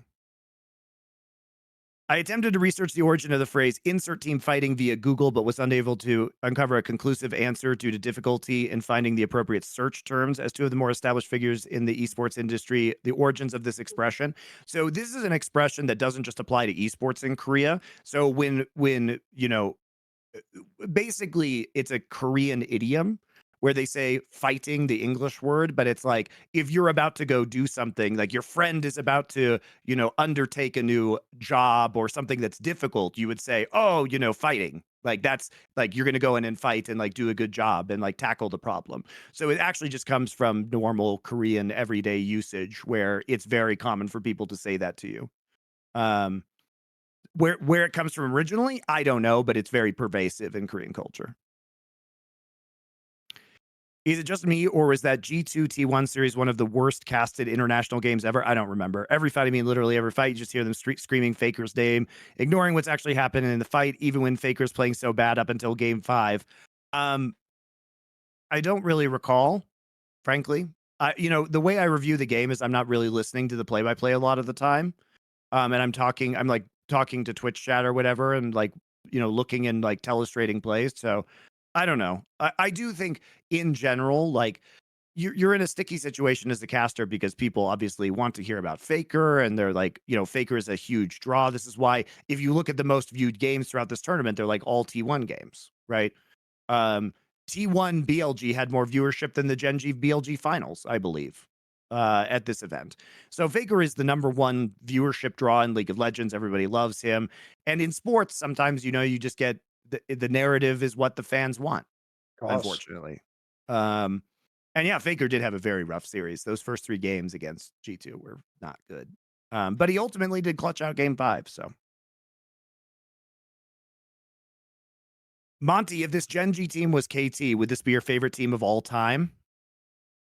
Yeah, I mean, if this was KT, I mean, I don't know, maybe this Gen.G team is my favorite team of all time. I don't have loyalty to the KT brand, guys. Like, I come in and out on KT. I hate this current KT roster. Like, fuck KT for making this team. I just like KT last year because I liked Keen and I liked the way that they put together the team. There's no way this is your favorite team of all time. Come on. You might like them now. There's no way of all time this is your favorite lineup of League of Legends. I mean, I did like the KT Rolster B back in the day. I did like a lot of the iterations of the Rocks Tigers, even though I hated Kuro. I did like the 2018 iteration of KT quite a lot. But this iteration of Gen.G, if they can continue to perform, I mean, I love Chovy, I love Keen, I love Canyon. Hens and Pays are okay. They're not my favorite players at that position either, like ever. But I mean, You know the what? Here's a Chovy fun Keen one for highs you, are pretty good. Monty. Here's why all these narratives that people keep using for international tournaments, especially around Western players, don't make sense. You know, I told you earlier on, if you talk about teams like Team Liquid, they talk like this is Hogwarts, and you just have to wait a few years for everyone to sort of level up. What was the delay on T1 leveling up, guys? They're the reigning world champions. They kept the same lineup, but then Gen.G made a completely new roster and already overtook them. It's a fucking nonsense narrative. Like, there is no level up. Like, are you good now? Gen.G is good now. That's why they won. Like, they're just the best team. So I think that whole thing, I think is so whack, because on the West especially, people are now trying to spin it that the only reason G2 is awesome is because they've got like the same 5 players, Monty. You've got the cart before the horse. The reason they've got the same 5 players is because they were already awesome last year. So since the 5 players are awesome, they kept the 5 players. They didn't go, well, we're all right now, but if we keep the same 5 players, we'll level up next year. That's not why they're good now, guys. Like, the reason Fnatic isn't as good as G2 isn't because they didn't have the same 5 players, is it? Like, they're just not fundamentally as good. So to me, that whole narrative was whack. Like, that's the other thing people haven't thought about. Not only now is Gen.G on for the Grand Slam, I'm waiting for the T1 no slam. I want to see the year where you sign the same roster when you're the reigning world champion. You win nothing. You win no LCK, no MSI, no Worlds. Look at that. It's going to happen, mate. It's going to happen. If this version of T1 didn't win Worlds and they weren't the favorites coming in and they had that kept late the same blow lineup. up, Come on, there's no way they keep the same No. lineup. They barely kept the band together as it was. And like, I think that will prove to be a mistake, Thorin. I think that'll prove to be a mistake. What is the weirdest dream you've ever had? I'm not talking about my fucking dreams with you. As somebody who believes they're a window into somebody's psyche, and like, no, you don't get to know that. What a world. Are we watching? How very dare you, sir? How dare you? Are we watching the peak incarnations of modern LPL versus LCK styles and BLG versus Gen.G? Both teams feel like they epitomize their regional gameplay stereotypes. BLG, the full Chinese roster that is built on mechanics and skirmishing, and Gen.G, the classic LCK macro team fighting plus discipline and strategy. I think it's not exactly that clear cut, because honestly, like, the laning power of Chovy kind of like fucks that up a little bit, because he like just dominates the lane in such a way that it makes it's a more powerful early game than you would expect from like a traditional Korean roster, right? I don't think it's so clear cut anymore. Like Top Esports, for example, is an all Chinese roster that has a more macro style, generally speaking. So I think, and T1 is a team that plays more like a Chinese team. They play more like an LPL team than a traditional LCK team. So I don't know if I regionalize those stereotypes any longer. It's just different ways to like look at the game. But I see where you're coming from. But I think most teams like are pretty hybridized at this point in time. What are y'all's favorite Hanna-Barbera cartoons? That's the throwback. I like Rocky and Bullwinkle. I think that's fun. I tend to like the early Warner Brothers cartoons better than the Hanna-Barbera ones. But I mean, Rocky and Bullwinkle is pretty great for a piece of its time. Do you have a favorite one? Wacky Races. Pretty good. Yogi Bear. Yogi Bear is great. Yogi Bear is great. After watching the latest installment of Foreplay, ignoring the amazing episode/movie that really touched me on a deep level, I wanted to ask Monty to expand on his hatred of La La Land. How could you like this movie? I mean, I think La La Land is fucking trash. So first off, I hate Los Angeles. So a love letter to Los Angeles is just never going to be something that I enjoy, right? Objectively. It's a musical. I hate musicals. It also has Emma Stone and Ryan Gosling. And I like Emma Stone quite a lot, but she can't fucking sing, and neither can Ryan Gosling. So you cast a movie lionizing Los Angeles that's a musical that features people who can neither sing nor dance in it because they are movie stars, and they need to be cast in this movie for, I guess, reasons of popularity, but they don't come from musical theater. And so it's like badly performed. I hate, like, as somebody who likes jazz, I fucking hate what they did to jazz in this movie. I hate the romance. I hate everything about it. I especially fucking hate the scene where they're like in the traffic jam on the freeway singing and dancing. It's just trash, guys. How could you like this movie? A better question is, what is there to like about La La Land? It is garbage. He's gonna age so badly too. In 10 years, this movie, people are gonna look at this movie and be like, why the fuck was this even nominated for Best Picture? Thank God it didn't win. I cannot even imagine. Like every Hollywood musical just kind of sucks. Like, go watch Chicago now and tell me if that should have won Best Picture. Trash. I don't ever want to see musicals, and I especially don't want to see filmed musicals. If I have to watch a musical, I would rather suffer through it in the theater rather than watch it on film. Have you seen La La Land? Do you have any thoughts? No, I hate musicals in general, mate. So Yeah, fucking shit. I would just never watch it in the first place. No, it's so bad. Don't watch it. In football, people often reflect on teams like Southampton and Dortmund and about how good they would be if they didn't sell all their best players. Are there any teams like that in league that can be thought of that way? Teams that maybe are smaller market teams that have to sell their players because they can't keep them? Nah, because the problem is, like, in league, like, the difference is the top teams can sometimes just recruit, like Fnatic just recruited Cap straight up, don't they? Like, the problem is it's not as much of a feeder system in these games, so I can't really think who the obvious team would be. Like, people like I guess the Schalkes and the Misfits of the world sold a lot of players, but it's not like they were finding the absolute best all the time, so I'm not really sure on that one. You know, in the early days of Korean League of Legends, there were teams like MVP or Incredible Miracle that would like Or have to get Zenix rid and of stuff, their sure. players to the Kespa Sure. teams, but that doesn't really happen anymore. Sure. The current esports industry is a ravenous parasite that rapaciously lunges at any dollar it can find until its hosts, sponsors, venture capital are bled dry. As someone who does not like the Saudi Arabian government, wouldn't it be good to attach this parasite to it like some sort of pseudo sanction?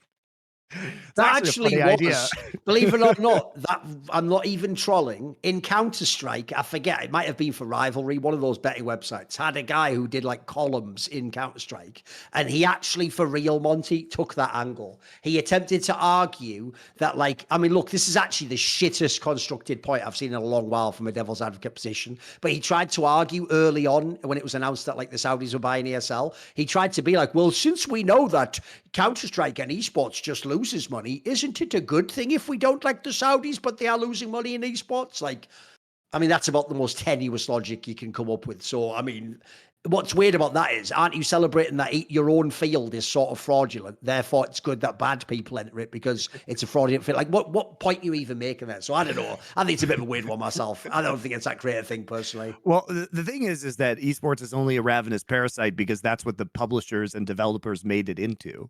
It was a perfectly sustainable thing before they went, everything is free to watch. It was. The So, real problem esports has is simple, which is no one's willing to take the short-term loss of figuring out how to monetize it. So every person's like, I don't care that it doesn't work and it's short-sighted. I have to get my money today. I have to yep, be paid today. Well, if you have yep. that mentality, we'll never build the industry, will we? What are your favorite role-playing games? I assume you mean video games, You've got but to we do, can do because I've barely ever played any like fucking tabletop. tabletop role-playing games. Come on. You'd probably be really good at tabletop role-playing games. Well, the um, irony is there's actually a comic book called Knights of the Dinner Table that's about people who play like Dungeons and Dragons. It's actually a very funny comic if people have read it. It's very good. um, favorite role-playing games. I mean, The Witcher 3 is maybe my favorite game of all time. What other RPGs? I mean, I enjoy like narrative RPGs in general. I mean, one of yours Um, is like Planescape Torment, isn't it? Planescape Torment is fucking mega. I Baldur's enjoyed Gate, what I I'm guessing. Baldur's Gate, yeah. Like a lot of the OG ones are really Original entertaining. Fallout, I'm guessing, right? Yeah, Fallout 1, Fallout 2. Um, These are all yep, mega games. yeah. Baldur's Gate 3 I thought was really good. I haven't finished it yet, but it's really good. Um, the CD Projekt Red games in general, they're not RPGs, but I've enjoyed like the Horizon Zero Dawn and Horizon Forbidden West games recently. The new God of War games I thought were great. Um, I like narrative games a lot, so I mean, I think like the thing is, I haven't played a lot of single player games in a while, so mine are all old school. Like I do like Fallout and Fallout fucking 2, and I mean, an underrated one is Final Fantasy Tactics. If people ever played that, where it's Yeah. like got like an element where it's like class based, and that's actually quite a good game. So you've got a decent storyline. I guess it's tenuous how much these are FPS, but like DSX is sort of an Oh, RPG in RPG, it some is for ways. sure. The You're original going to DSX count, was sure, fucking come great. on, a little bit of System Shock too. It's kind of one Yeah. also. What else? I mean, look, even some of the massive ones like Skyrim was mega. What's wrong with that? It's a fucking I hate banger game, Bethesda isn't it? games. Yeah. I No, that was understand really why good. people like That it. was It's just like not for really early me. on though, before they Yes. they got super cynical for me. Thorin, what is your prediction on the new Bleed signings? Do you reckon top 15 or higher? I don't know about much higher because the problem is you need the other pieces to be good. Basically, Kassad has actually like killed it with the squad that he's working with. Where even though they do have money, it's the team that signed like in Valorant. If people don't know, he's purposely gone like the budget route, and he's cleverly started with a group of people that were all misfits and throwaways, and then he's gotten them already to be like I'm going to guess like 28th best or something.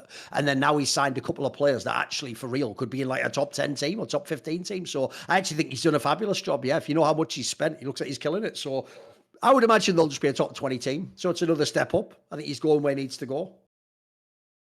Monty, appreciate the thoughtful response regarding the Sopranos and the Beatles. I actually wholeheartedly agree that God Lily Knows is basically the best song ever written, blah, blah, blah, blah. Would love some rock recommendations on post-Beatles bands you love outside of the Hold Steady. Okay. He Who already the likes the Hold fuck is Steady. the hold steady? Okay. Thorin's not Famous or into something? Never American heard of it. indie rock. Never heard of it. I am, though. But if you like the Hold Steady, I can recommend you some other bands.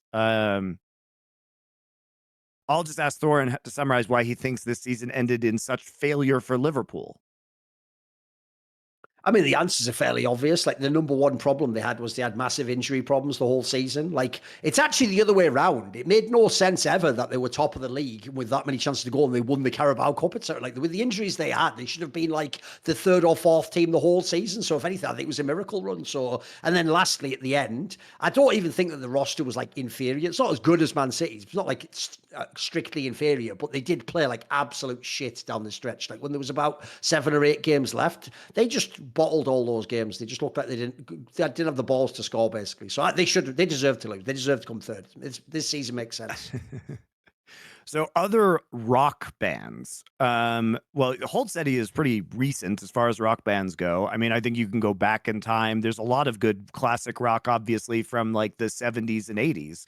I mean, it's all the shit you think of, like Dire Straits, Pink Floyd, Led Zeppelin. Like, I think all of these are very great bands. If you want more niche indie bands, Arcade Fire is one that has always stuck with me. If you want stuff like, the Hold Steady, which is to say like kind of lyrically driven indie rock, then I think you look at the Weaker Thans or you look at the Front Bottoms. Those are some names out there that if you like Hold Steady might interest you on the rock and roll front. What would be your death row final meal? Probably some sort of steak, prime rib, maybe. I mean, easy for me. I would just do Korean barbecue. You already feel like you're almost dead when you finish it anyway. So you're just ready to pass into the next world, happy and content. So Korean barbecue, there you go. Favorite cannabis strain? I'm not educated enough on the different strains to really have opinions of this. I actually think it's slightly a bit of like placebo / marketing as well, Monty. Like, there is a difference in the effect slightly, but like people exaggerate the idea that it's like wine and it's the same each time that you try this one type. So in general, I would just say I'm actually quite biased in general just to indica dominant ones. I like stuff like classic is like White Widow, just stuff that's like really strong THC content, but a bit sedating effect. Like personally, in the modern day, I like to sort of chill out when I smoke. Yeah, that's my thing too. Is it's more relaxing stuff for me for sure. How much did the humanoid contract hurt the European region overall? And add to the one team region meme. Well, not certainly. He has shown high highs and perhaps a different situation may have made another team more formidable from Europe, along with him not hamstringing the Fnatic roster around the humanoid and Razor combo. I mean, that has improved, but it never felt like it was truly mega. humanoid Razorg. It's almost like they perform very well independently of each other. And I think the problem with humanoid is, you heard from his own mouth. He cares about international play, and he just doesn't. He just doesn't seem to give a fuck about domestic play. So his level is like very different, unfortunately. But I thought he had. And the other thing too is that I don't think he pushes himself very hard. And factually, some of he would get big leads and then throw them at this MSI. Like he would be in a position to carry, and then he would overextend and die, and then Fnatic would lose the game because he'd give up a huge shutdown or something like that. I mean, look at the LeBlanc game he played against top esports when he gave the mega shutdown to Jackie Levon Lucian. He doesn't have to do that. So it's almost like, you wonder how well he will ever do at the international level. Like he'll do enough to get you excited, but then he'll throw the game. So I don't know. The main problem for me is it's a mixture of both components. It's like simultaneously he had an enormous contract, and then we're in the era when no one has any money. I think it's both combined that fucks you, because like if it was a normal year, like 4 or 5 years ago, there'd be other teams that are in the mix. There'd be a Vitality or someone might buy him off you and make their own super team. But not only can no one afford the contract, but in the modern day now, no one has that money anymore. Like I don't think people realize there's actually certain players. I get why they're mad, mate. Like El Yoyo's a great example. That deal, if you go back and look of what was supposed to happen at the end of 2022, where El Yoyo was going to be in G2, mate, that money doesn't exist anymore. You're not signing people for like $900,000 now. Like that was some we've passed through that looking glass, mate. We're not going back for many, many years at this point in time. So I think it's just more the issue that you're on like the craziest grandfather deal ever there, basically. Like, well, I guess doesn't it last like another year or something, Monty? Like, I think it's got even longer to go. So fucking hell, like it just never ends. I don't think it's a problem though, because the sad thing is,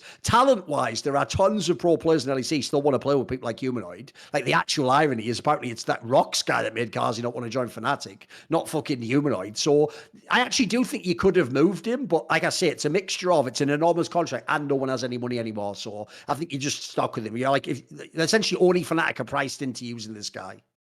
But it sort of worked out for them, sort of. Keyword I sort mean, of.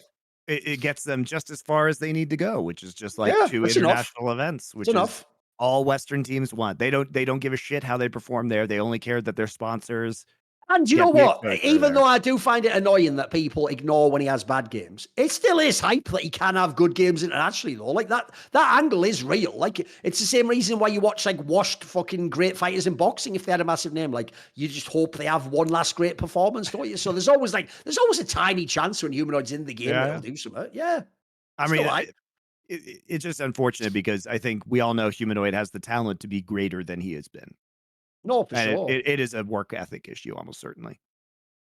What kind of smells, olfactory information would Riot Games collect from each of your homes using Vanguard? So this sounds like a weird question. In the terms of service of Vanguard, they actually, Richard read them out on our podcast of the Four Horsemen. They actually do claim that they can take olfactory information via Vanguard. I don't know how that would be, but okay. It's just in the license agreement. Like I don't think they can do it, but they actually just claim rights to it, which is just fucking hilarious. I don't know. What am I drinking now? Black coffee, whiskey, grilled meat, delicious shit. That reminds me, because it was, if you remember, Team Liquid, who were the original ones who did this. When Team Liquid started making the standard wording of their contracts in esports, that they lasted in perpetuity, and you remember the wording, Monty, throughout the known universe. It actually for real said it lasts forever and throughout the whole universe. Like that. That's when I knew they were just whiling on their contracts, mate. Like, come on, bro. The whole universe, really, really. I love it. All right. Question for Monty. I just finished Blood Meridian after hearing you talk about Cormac McCarthy and really enjoyed it. His unique prose was especially captivating. Glad you enjoyed it. How do you think it compares to the rest of his work? And do you have a recommendation for which of his books to read next? All right. Well, I mean, you're talking to somebody who thinks Blood Meridian is probably the greatest work of fiction in the 20th century. So I'm going to say the rest of his work is worse. It is his best book. But if you want to know where to go next, I would say the Border Crossing trilogy. So All the Pretty Horses, The Crossing, and Cities on the Plain is my second favorite. And especially the second book, The Crossing, is probably, in my opinion, his second best work. So there you go. I haven't read his new books, though. The two new books he released right before he died, I have not read yet. But Cormac McCarthy is great. If you love violence and endless philosophical pontificating and sentences that last 2 pages, then you'll like Cormac McCarthy. As I learned, film critics do not like Cormac McCarthy because The Counselor, which I love as a film, a lot of the complaints that film critics have, and we'll probably do The Counselor at some point on Foreplay, but it's like they were like, these characters just talk about philosophy for too long, and the monologues are too long. I'm like, you just hate Cormac, but like, what did you think you were going to get? This is exactly what I wanted and expected, but you hate it. After the Riot Vanguard discussion in the Four Horsemen, can we safely say that Valorant was made with the sole purpose of putting fear of cheaters in people and then pushing Chinese spywares on their PCs? Thorin, one thing we didn't talk about is, are they selling this information? Is Riot selling the data they collect via Vanguard is like a big question that I think I have. And like, frankly, did they just figure out a way to double dip on monetization where they get you to install your free video game, then charge you for microtransactions, and then sell your data somehow? I mean, there's a lot of questions about this Vanguard shit. No, that is a valid question. I mean, think about it. Like, there's another thing people don't realize is even just simple things like performance data, how your PC runs in modern app. Like, I'm sure that's valuable information to companies, right? Yeah, to sell to other software companies or other gaming companies for sure.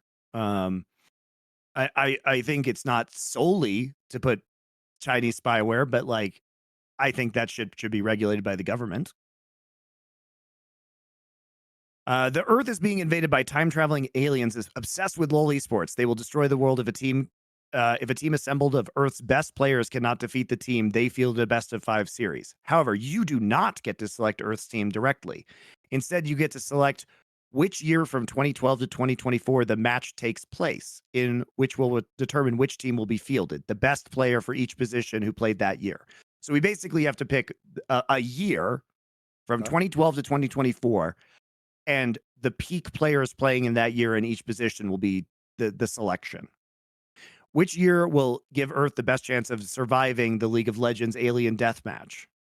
Player form in the match will be determined by their form over the course of that year, i.e. 2013 Faker versus 2024 Faker are not the same player. Because here's the thing, I am actually immediately thinking of a year like something like 2018. Because think about all the prime players you can take. Then That was the you can take prime. You can take Uzi and Rookie and fucking Score. That year would be a mint. Think of the players we could pick for that year for the best in all their role. That was also the Shy's peak year. Rookies, maybe Rookie, as well. Still, there's a million angles you can go that one. Yeah, there's a lot of really great players still playing then. You can obviously do now as well. Like last year would be pretty cool too. Think of the players from last year, like Ruler and fucking Chovy, and so you can have some pretty banging players from recently too. Yeah, sure. Yeah, the Gen.G roster from last year, like 369 last year. So I think 2018, 2023 are pretty good. I mean, also, if you believe that Chovy is the best player, is like at the highest peak of any player, then 2024 might be pretty good too. Yeah. Hold on just a second. Let me look at this. Like, think about it. If you made one from this year, you could literally make one that is like Baynor 369. You can have like Jun. You can have the fucking Milky Way guy if you want. You can have Chovy. You can have Knight. You can have Elk. You can have fucking Ruler. You can have Carrier. You can have On. There's some pretty fucking fire players play right now. All right. So this guy has a proposal for an upper bracket winner advantage for League. Comparing it to the MLB divisional round, where you have a team that could win 110 games playing a team who won 83, and as soon as the 110 win team loses one home game, they lose home field advantage for a best-of-5 series. I do think that's kind of wacky, like the kind of like end of season, like one-off games that MLB has. I'm not a big fan of that. So he proposes, how about the upper bracket winner gets side selection in 4 games? The lower bracket team gets to call which game they want side selection in, but they must call which game they want side select before the series start. So if they choose game 5 and they are down 2-0, they may never have side select. I mean, it's an interesting idea. Do you think here's the question though? Like, the problem with this topic always is this, Monty, this is why people don't get that. The fact that we're cool with there being no advantage is because the downside is this. So the good news about the advantage is it feels, notice I only say that, it feels, what in reality it's not, it just feels more satisfying. Like, oh, well, at least you got something, in exchange for your like upper bracket life. What people ignore is this though. Will it make the actual match worse? Because if it actually makes the match in any way meaningfully worse, then it's going to sort of have diminishing returns, because at the end of the day, most people want the last match of the tournament to be the coolest, right? So I would ask you that, which is, does that give you enough of an edge that it is an edge, but without also ruining the match? Like, would the lower bracket team not just lose a lot of times if that happens? What would you say? Yes. My opinion is that the current method of side selection, where the team from the upper bracket gets at least 3 side selections, so the majority, even in a loss, is sufficient. People are just trying to find ways to meaningfully give more advantages to the Yeah. winners bracket team, which I think I like this idea more than many of the other ones. Um, but I think also you kind of this question where it's like you have to call which game you want side selection in prior to the series starting. You could do it that way, or you could just say that they have like the wild card for side select that they can pull out at any time, the losers bracket team. So they only get one, but they can like basically use the trump card at any match within the series, which I think is also fine. I actually prefer that one kind of, because I think having to call it beforehand gives the winners bracket team too much of an advantage, because you do want the excitement, right? You're playing a hard game here where you're trying to balance fairness with excitement, and people are way too far on the, and I mean it's wild for me to say this, but people are way too far on the like fairness side of things, because all of the things that give you more fairness also diminish the actual excitement of playing the final match too much, in my opinion. And I think this is, for me, it's better, but it's still too much. I think that playing fewer matches and having like first game side select is enough of an advantage in League of Legends. That's my take. I just wanted to say thanks. I started watching this show 10 years ago in high school. Yes, we are old. We get it. The LFN monthly subscription isn't enough to compensate for the amount of free content I've received from both of you, but I hope I can buy a little bit of merch later on. Thank you. Thank you very much. We appreciate that. And yes, we try and offer you tons of free content. And if you support us, I think it's worth it.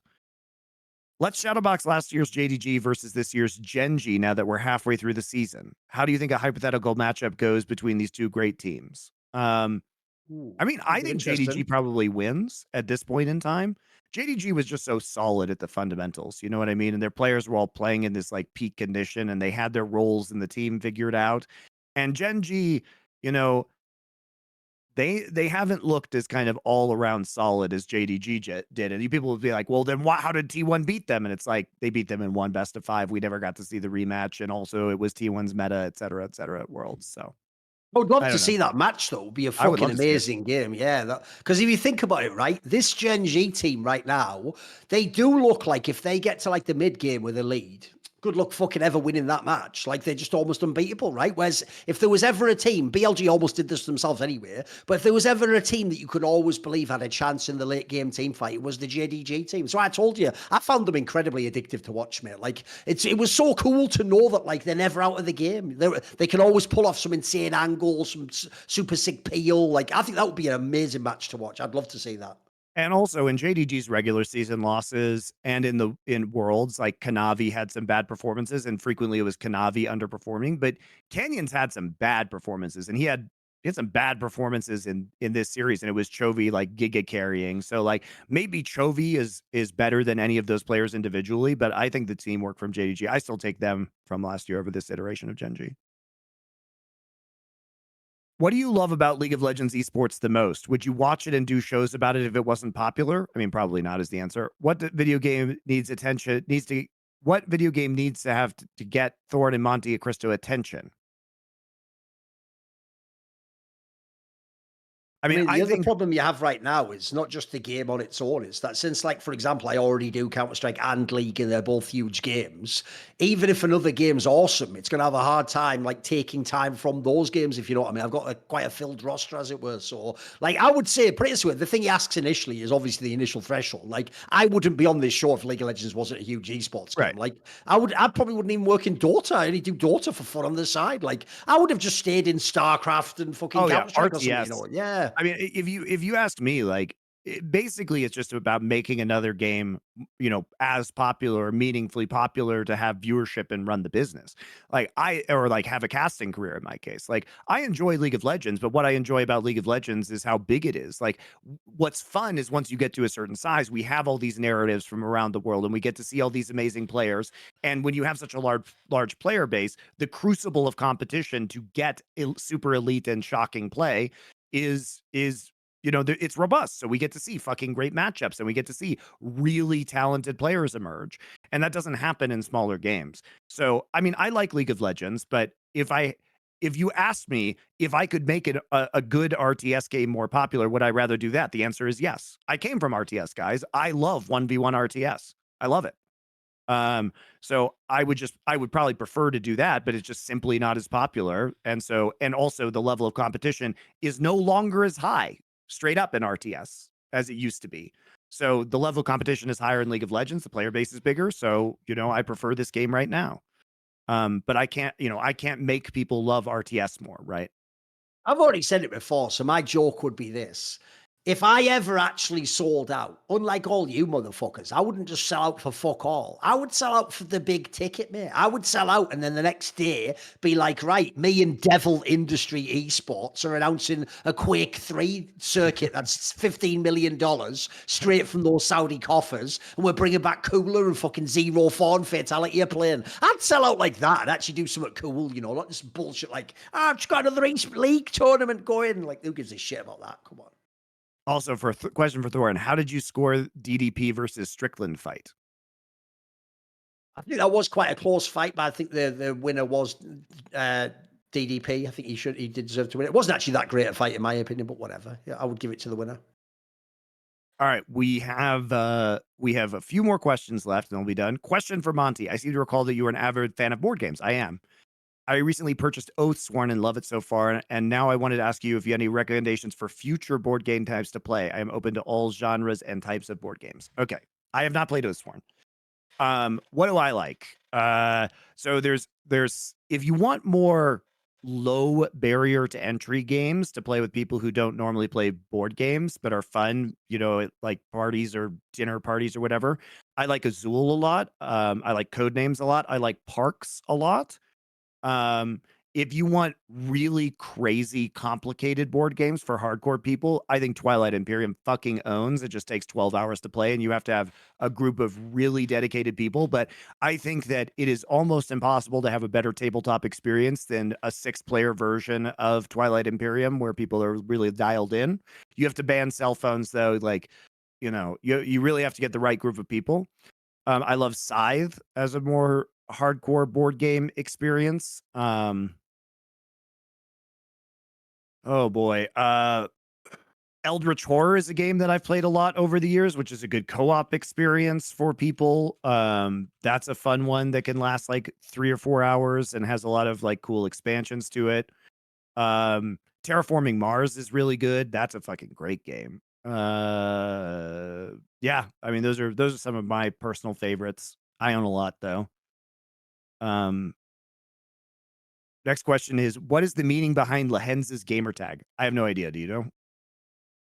I don't know that one actually. Let's have a look. I wonder if I can Google it. I mean, probably this person. I hope they tried Googling it before they asked the question. Apparently, it means to grab again in Latin. God, Ashley can. Okay. I don't think he named himself after Latin, but maybe. As a T1 and Faker fan, I want to say sorry for all the stupid things other fans say on the internet. Okay, fair play. What do you both think of this MSI tournament would be like without lane swaps? More boring. Lane swaps were great. I think they opened up a lot of meta picks, maybe not in the top lane, but in terms of like dealing with weaker lanes early. But if we hadn't seen lane swaps, we probably wouldn't have seen as much Senna. I think that's probably safe to say. We may have seen better, like more champions in top lane because a lot of the top lane picks were then affected by how safe is this top laner with low economy potentially. But we also got Vayne, so, who knows? Probably would have seen more Vayne. Is there ever a world where, and more Rumble probably too, because teleport on, if we had seen more Ignite Rumble, Rumble becomes a very dangerous flex pick, but teleport Rumble is not as good, but you have to run teleport in lane swap meta. Is there ever a world where Viper is on Gen.G? And if so, how many titles, domestic internationals, would they win? Also, would this team be better than 2023 JDG? Probably not. Like, I don't think Viper was the main limiting factor in international performance for Gen.G last year. But I mean, Viper on the team now would be great. People will love to talk about Pays because Pays is a great role player within this team, but he's not the main character. And having Viper is just an objective upgrade. I don't think there's a world where you say that Viper isn't an It'd upgrade. be mega. Who the fuck wouldn't watch that? But Pays got 28 kills, Thorin. Yeah, one game.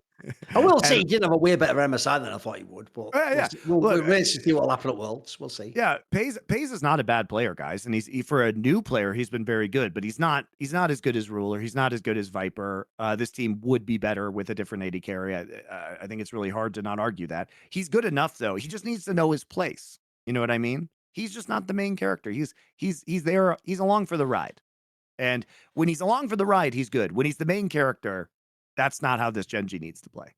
Sorry, you got Keen's, Chovy, and Canyon. He's not the main character. But yeah, I mean, I don't know how many international titles they would have won. Maybe more this year. So let's see where things shake out by the end of the year. It's possible they golden road with Pays. They don't need Gen.G is not a place where they need more firepower to golden road. But like, good God, if this team had Viper, if you watch Spring and watch Viper play, I mean, I don't know. This Gen.G roster with Viper might be just straight up the best team ever. No, it could be. So we'll see. We'll shelve that question until the end of the year, because if they don't win any more titles, if they don't win another domestic title somehow, which seems unlikely, or they don't win Worlds, which is possible for sure, like there are other good teams, then maybe we say, shit, what if they had Viper? But also, I mean, this team probably can't afford Viper. Look how stacked this roster is. Gen.G is hurting for money. You see Arnold, the CEO, tweeting about that all the time. The only reason this roster exists is because basically players were willing to take pay cuts to play together. They are not on some sort of giga bankroll like JDG was last year. So it's a miracle we even get this team. And I just, unless Viper was willing to take a massive pay cut, and Viper seems like a guy who likes the bag. I think probably Hanwha has a bigger payroll than Gen.G this year, if I had to guess. Makes sense. All right, that was the last question of this week. We got through all of them. Thank you very much for your support. We will be off next week, guys, because we don't have any games. And so we'll be back week after, where we'll start previewing the various leagues that are spinning up around the world. So quick break from Summoning Insight for I guess I should say the last week of May. And then we'll be back in the first week of June. So we'll see you then. Bye.